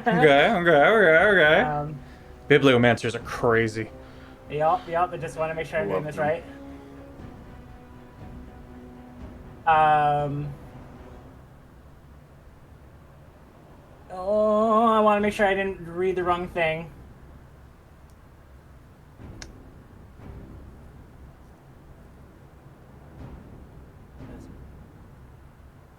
Okay, yeah. So basically, I need to do a check, and if I succeed, I copy your spell and cast it back at you. Go on. Okay, so I need to a DC is plus that and the triggering spells level. 9th. 9th, got it. So I have to beat a 19.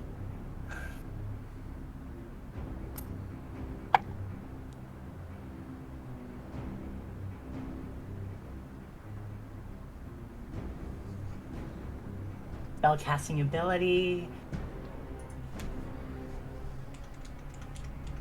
That is spellcasting ability. That's my spell attack, right? Yeah. Yeah. Cool. Specifically, your modifier. Yeah. So My physical modifier? intelligence. The modifier?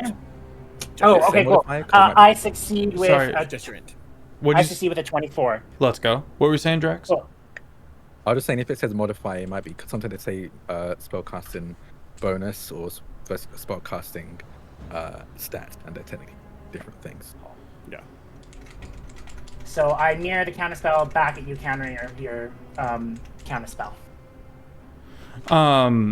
Wow. So you go no, and you disrupt the counter spell, which means your spell procs. Perfect. So the first part of my spell is Hex.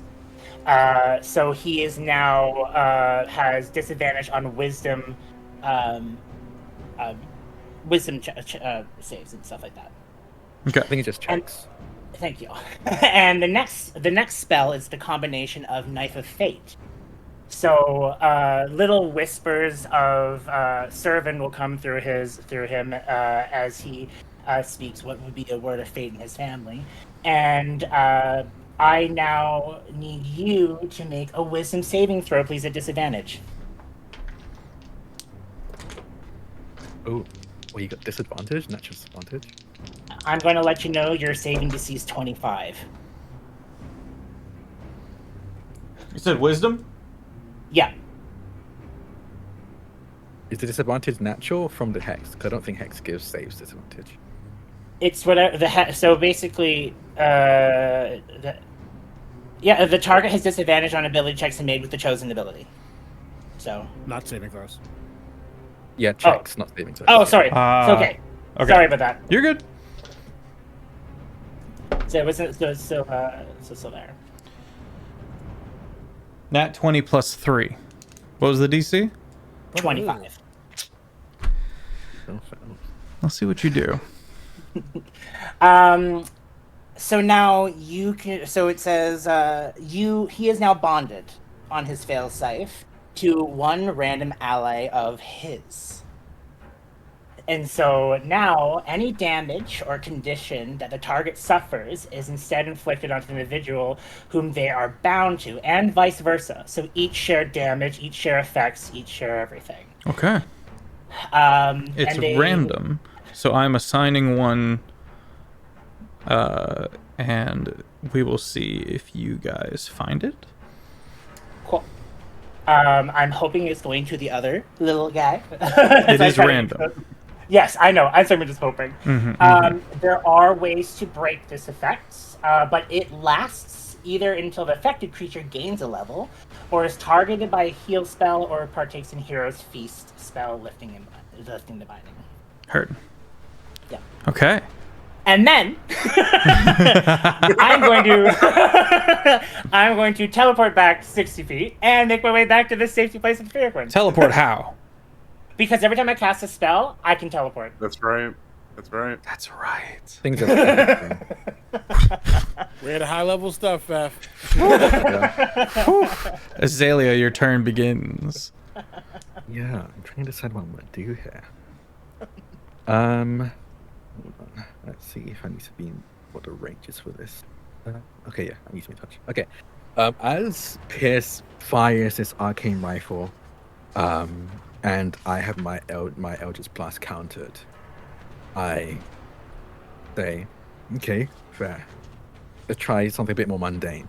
And I place a hand on the ground And again, like before, like usual, you see Owen Owed respond to me as a fissure opens up in the ground and an arcane rifle is pushed up and out as I summon my packed weapon. And I take aim and I'm going to fire. And because it's my packed weapon, I can fire this 3 times as I go. And as I do, just before I do, I'm going to trigger my channel divinity. As I target the one in the center, the one that seems to be the lead of all of this. And that specifically is my Vow of Enmity. When you take an attack action, you can expend 1 use of your channel divinity to utter a Vow of Enmity against a creature. Oh no, I'm not within 30 feet. How far away are they from me right now? How far did you move up last time? You were 100 feet I mean, my away. full distance. I don't know, but I don't know how. What's your full distance? 30 feet. 30 feet. Then they're 70 feet away from you. Okay, I'm moving over 30 feet. Okay. 40 feet away. 40 feet away. Sure, why not? I will use my as my bonus action to God, what is it called? Gift of the Raven Queen? I was gonna say Misty Step, but it's basically Misty Step. It's edgy Misty Step for Shadow Kai as I teleport another 30 feet to be within range. You are now within 20 feet. Or sorry, 10 feet. Yeah. I'm gonna go to full 30. I think I want to have 30 between us. Okay. You do the angst step another 10 feet forward. Yeah. And then I do all of this. I use Channel Divinity, Vow of Enmity. I have advantage on all attack rolls against this person, and they have disadvantage on all attack rolls against me for 1 minute, I believe. Let me check this against you?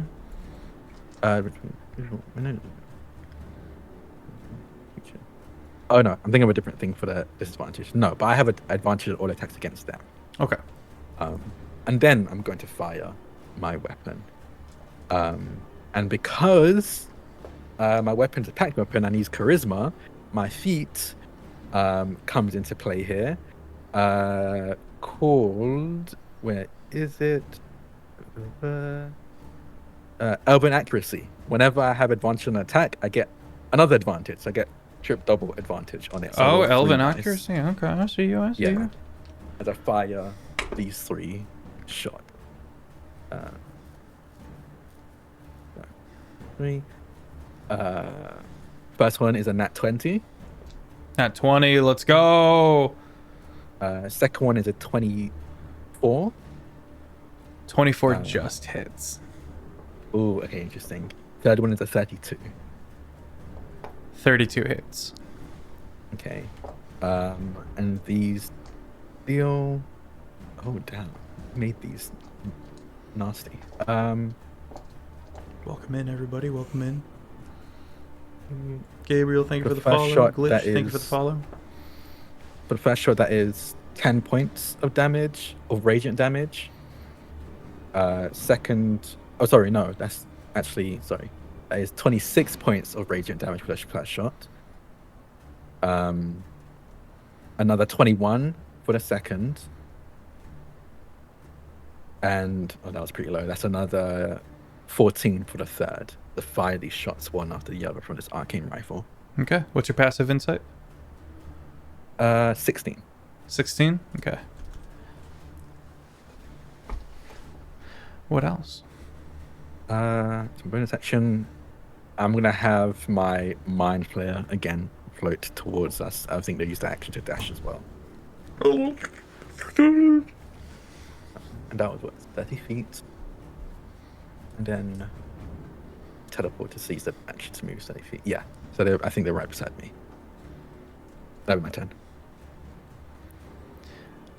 This brings us to the 20 mark. The creature, keeping its lower jaw in place, opens its mouth until it is looking straight upward. And it says, Father, I found them. Bestow upon Lend me thy love. And you watch, and I think you feel it. The sovereign's attention. And you see the bones become more plated underneath the flesh of this creature. Azalea. Oh, actually, Solomon. The sovereign's not a god. But if it had an avatar, that'd be this thing. Its AC goes up. And you can see a certain amount of healing.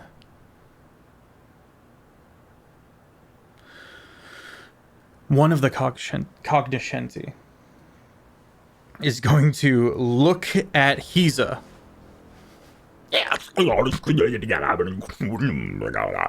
Force cage.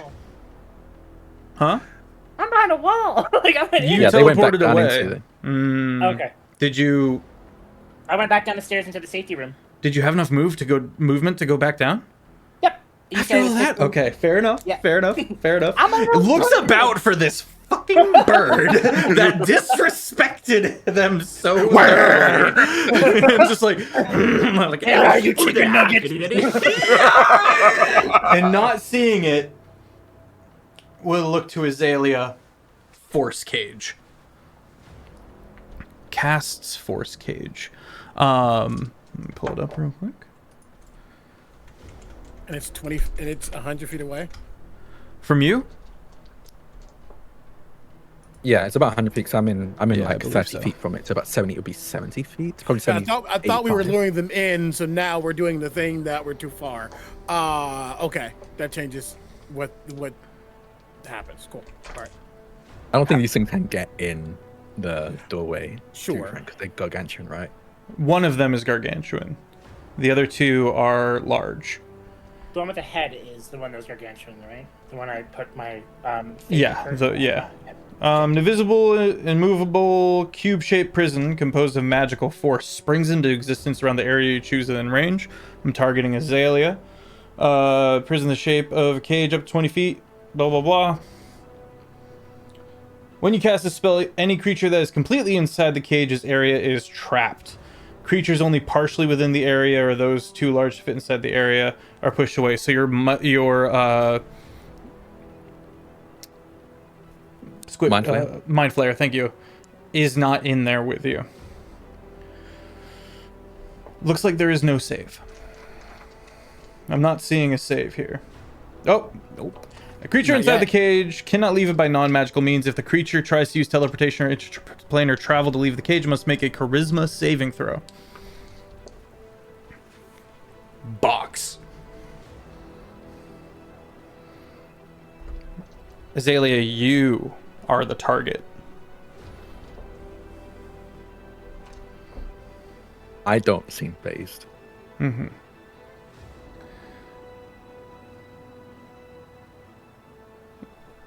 Second cognoscenti. Solomon and Pierce are in view, correct? I mean, I wasn't. Yeah, I'm in view. You stepped I'm up. within took those 200 feet of it, or at least the goats. Okay. I got it to where Azalea originally was before this started, so that sounds like it's 100. The other cognoscenti casts Wall of Force on the mouth of the cave.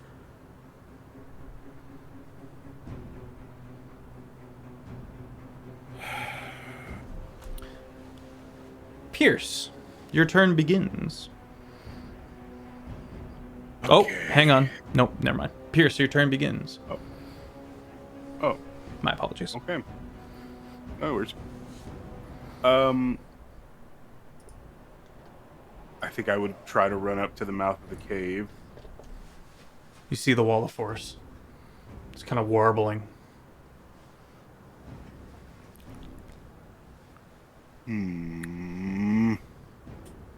I don't have a way through this.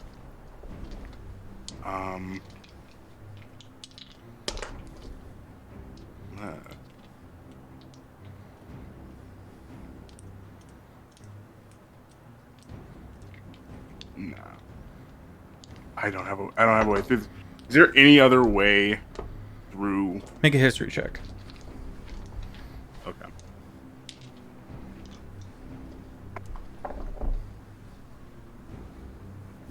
Why do you hate me? Oh man. 7. Does that? Hold on. Does this have anything to do with Fae Fiends or Undead?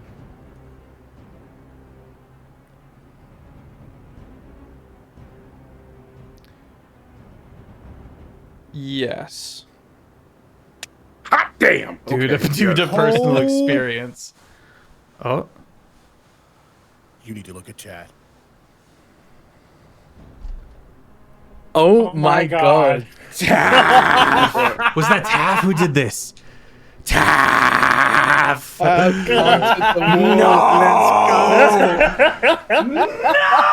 Okay. That's rough, buddy. Oh, well done, Taff. Why do birds suddenly appear? Oh, man. That is. I need to good. recover. We got 20 minutes, so we can't recover too long. Yeah. Okay. I rolled a dirty 20, and in that dirty 20, something happens, and the waltz disappears like a cool guy or something. I don't know. Casts. It fails. The other cognoscenti goes, dude, you're embarrassing me in front of the wizards. Can I flavor this? I feel like. Yes, please. Can I? I think it'd be interesting, and you can say no to this. Mm-hmm. The staff I have on my back counters this. The poetry staff. I like that. If it could target things outside the wall, the force cage you're within. Does it stop me from targeting things? It doesn't say it stops me from. I just can't leave. Pretty right? sure it does.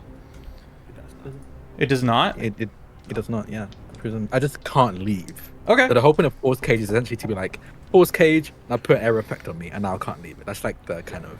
No one method should of be it, where it trapped stops me. like this. Dismissed. So force cage. That's not concentration, right? You don't know. I don't think so. I don't think so. Yeah. Yeah, I didn't think so either.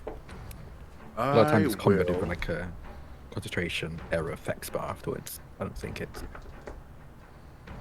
I'm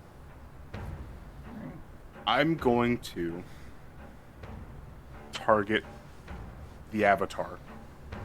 As smart of a move as this may or may not be, I'm gonna go for it. With my measly little, I mean, compared to him, it's a pea shooter.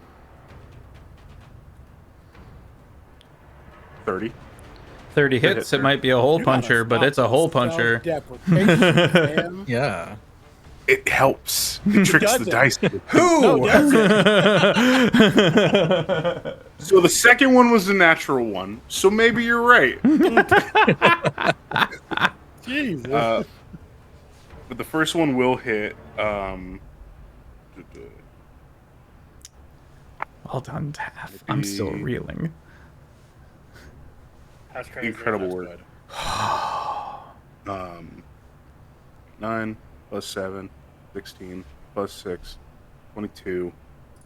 22 piercing damage plus 5 lightning damage.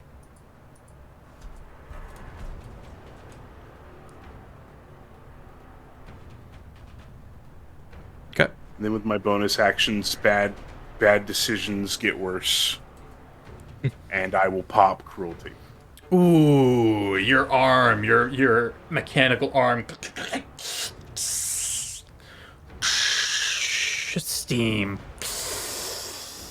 out the back vents as the cruelty mutagen slowly works its way into your blood and your frame splits.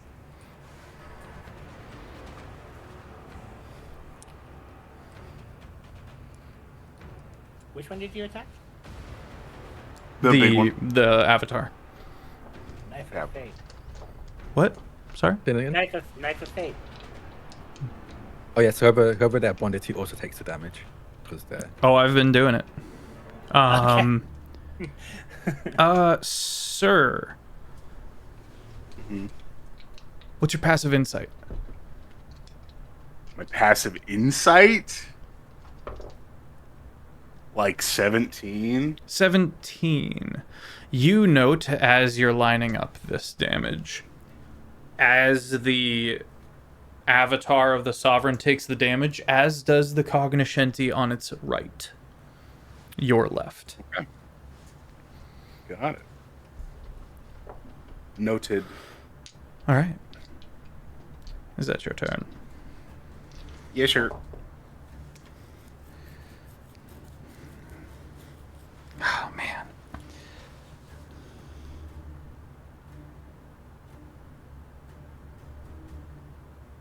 My schemes! You're not affected by this, Azalea, but everybody in that room, he's exempt down in the hole, needs to make a DC 25 dex save. It's always Dex. Well, with breath Always. attacks, it generally is. Yeah, but Sometimes it's not.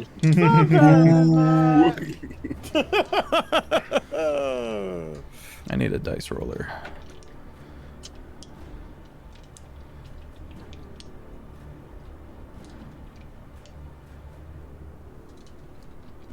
I don't know. Oh yeah, does my actually I'm within range. Does my true sight? Do I see anything unusual about these creatures with my true sight? 17, 18, 19, 20.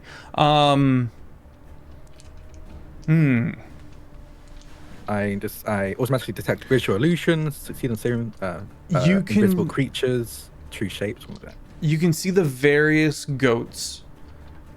There's an arcane tether, these headless goats, to their respective cognoscenti on the sides. Okay, interesting. They seem to be controlling these creatures. These are not just cognoscenti. As you don't recognize that kind of magic with anything you've seen so far of the cognoscenti.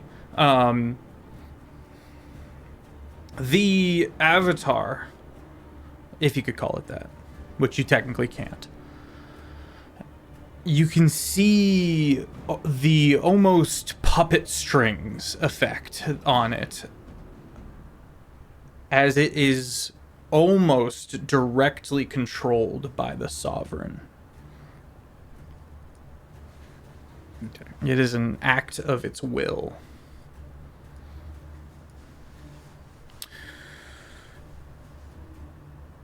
Okay.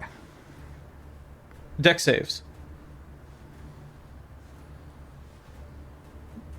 DC 25. 23. No. I almost had it. I almost had it! I didn't. You both take 86 force damage. Oh, Jesus. You're gonna Actually, see. I take half. Yeah, I was gonna say. You're gonna see wisps of shadow kind of dance off of Solomon for a moment. His face become almost tight, like it's skeletal, like it's not zombified even in that case, but something very gaunt for a moment as that life returns. I'm gonna use my reaction to take half damage instead. That is what? How much? 23. It was, It was 86. 86, so 40. 43. 43. Wonderful. And as I take that as well, you see the rose within my lantern pulse for a moment. You see the black striations moving down, also pulse in tandem. As I'm going to just keep that 43 number, jot it down somewhere else. Oh, That's all. I don't like that.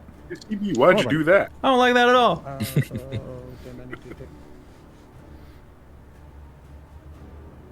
Action surge, held action. What? What? The avatar of the Sovereign action surges and then holds off said of his action. turn? Yes. You can action surge on your turn. You said it was a layer. No, we're not doing lair stuff. We're on the You said at the avatar's 20 turn. mark. Oh, sorry. Okay. Oh gotcha. yeah, no, we hit the 20 mark, then went to the Cognoscenti, then the other Cognoscenti, then Pierce, Oh, then now I we're here with the avatar. understood. Totally fine. Held action. End of turn. Solomon. Wonderful. I have a higher passive than Pierce. Did I also clock the other Cognoscenti Yes. taking damage? Yay. I'm far, unfortunately, which is fine. It happens. So I'm going to 100 use my feet. turn moving. At least let me use my action. No. I need to think about this correctly. Yeah. I can't do that because that's a problem. Learned. That's okay. I'm going to begin to walk towards this creature. And as I do, you begin to see a swirling of that black diamond, dark crystal within his axe. As he moves forward, and he just points it directly out towards that Cognoscenti. And as he does, again, you start to see that crystal spinning more and more, the flaring of that dark saber aspect of the blade becoming more intense. As he tilts his head, the avatar of a false god is not an avatar, and all who follow will fail. Let us start with you. And in the deepest celestial, I mutter a word. Come. I'm going to cast telekinesis.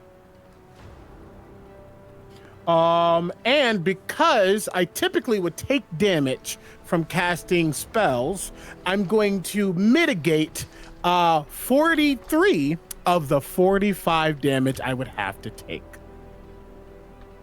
When I get hit, I can pocket that damage and use it against people to cast my spells without hurting myself. What?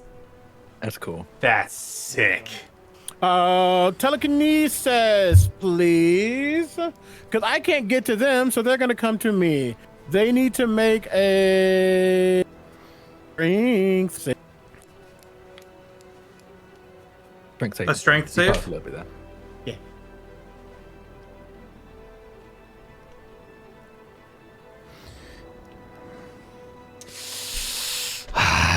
You frighten me. Legendary resistance. I also rolled a 13. They get to do all this stuff, but I get legendary resisted. It's fine. I've been counters. They've been bypassing my counter spells. Whatever. Listen, counter legendary It's action fine. kit over here. I sure will. Yeah, give me a reason. You know what? Fine. No, I'm not. I want to do it. You said this is an avatar of the Sovereign. Pop off if there could be. This is yeah.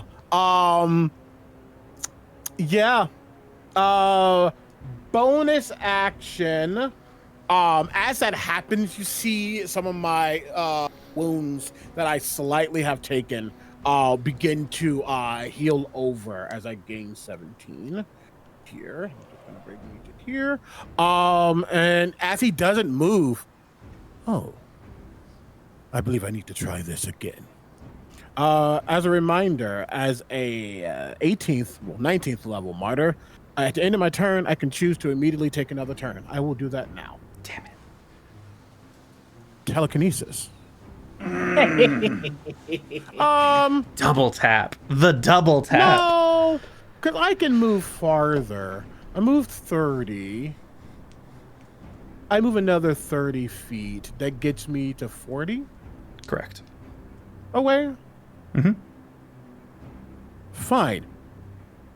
Counter this. Guiding bolt at 5th level.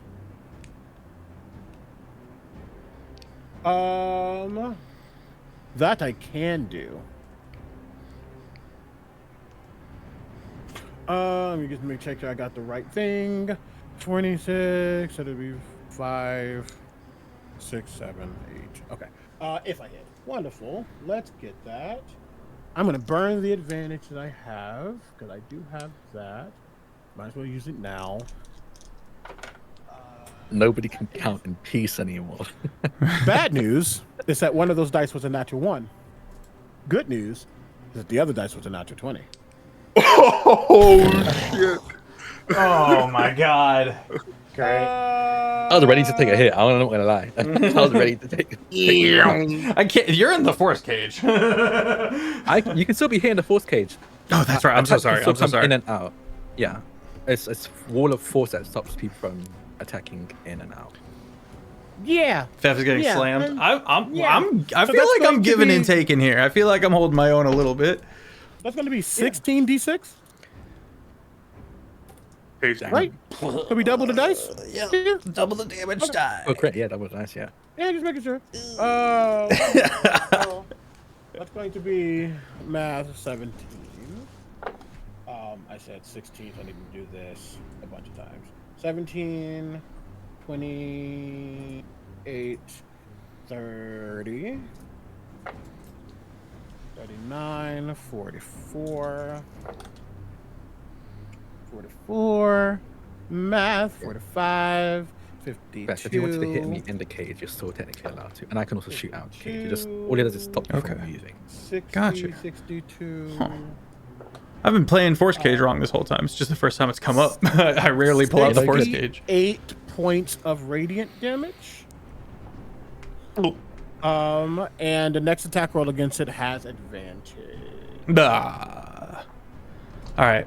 Well, I'm gonna intentionally turn that into a bonus action by spending 10 hit points. wait. Can you? I can turn an action to a bonus action spell. When I cast an action spell, I can change it to a bonus action by. That's right, expending because you 10 just hit take your points. turn again. I It's did. not like actions.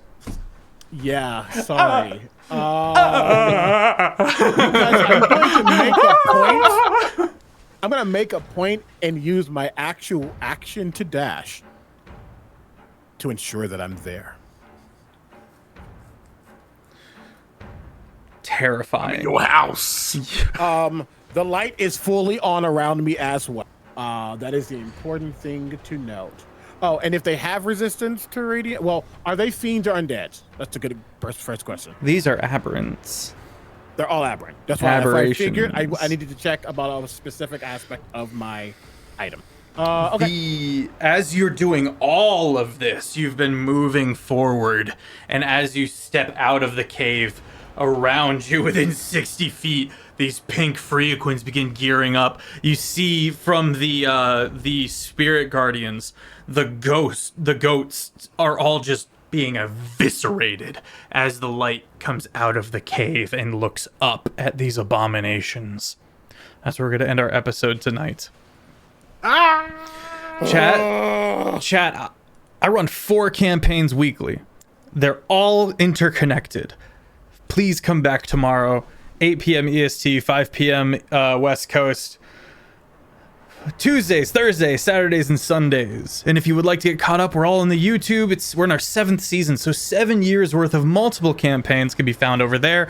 I'm Sir Pfeffers, the humble dungeon master of the Longshot table, and it would be my honor and privilege if you joined the Discord, found our community, came and kicked it. We use the Discord for, as we mentioned, community. We got memes, we have theories, we use it for various visual aids. The things we're fighting right now you can find over there. But most importantly, we have bingo.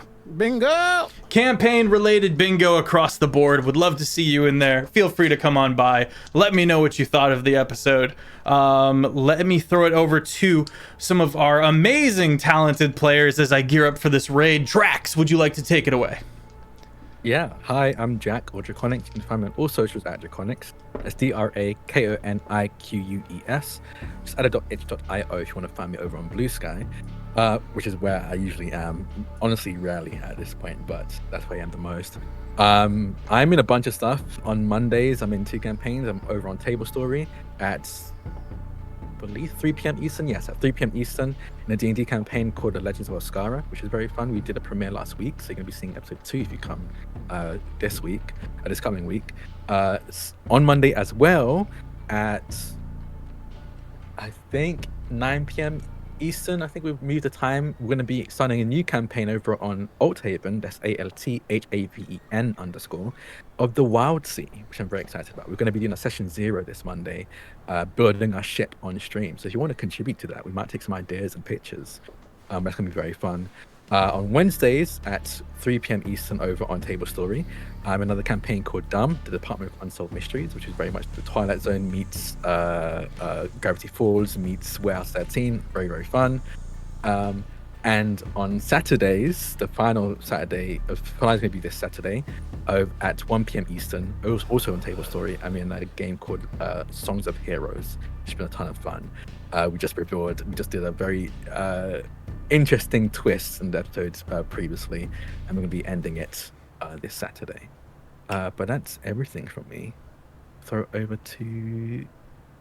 Let's say see you, but we made Shane go last. I'm going to do Shane next. Shane, you say go away. Hi everyone, my name is Shane Whalley. It's lovely to meet you. Hope you had a wonderful time tonight. You can find me everywhere as Shane Whalley. I was playing Hiza, the little bibliomancer who finally got his grimoire back. And very excited for this. Lots of fun new spells coming out with this beautiful thing. As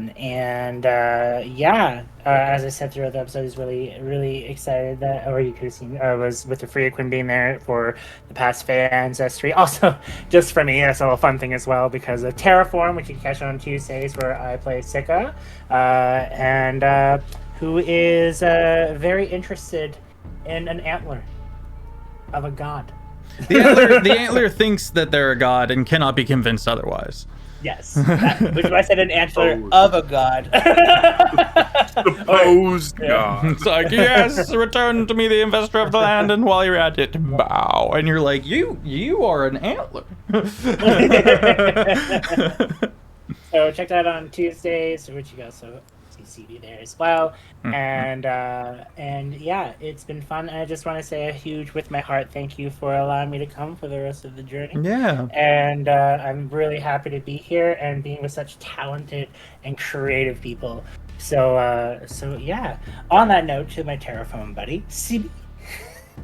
Hi friends, my name's Omega Jones, also known as CritBard. CritBard across all social media channels, pronouns are he and they. I do way too much in this world. If you want to find me elsewhere, on Tuesdays, Terraform, where instead of being the old white man dad that I am now, I am just hashtag BombGob. Kazric, our alchemist artificer. Apothecary alchemist. Not an artificer. We didn't mean it, man. Chat press. Very important. Very important. On Thursdays, you can catch me over on twitch.tv/Captain Robert for Vecna Eve of Ruin. And on Fridays, you can catch me over on twitch.tv/Cricket Chronicles for Shadows Over Baldur's Gate, which is a BG3 inspired D&D campaign set after the events of the game. I will also say, not tomorrow, but next week, I'm also doing some Fallout things over on twitch.tv/HackRecklessly. If you are going to PAX East or MomoCon, I am a guest at both. So make sure you check me out, see what I'm doing at those places, including seeing Hembos at PAX East. Hembos? Outside of that, we vibe. I'm here. I'm going to toss it over to Hendy.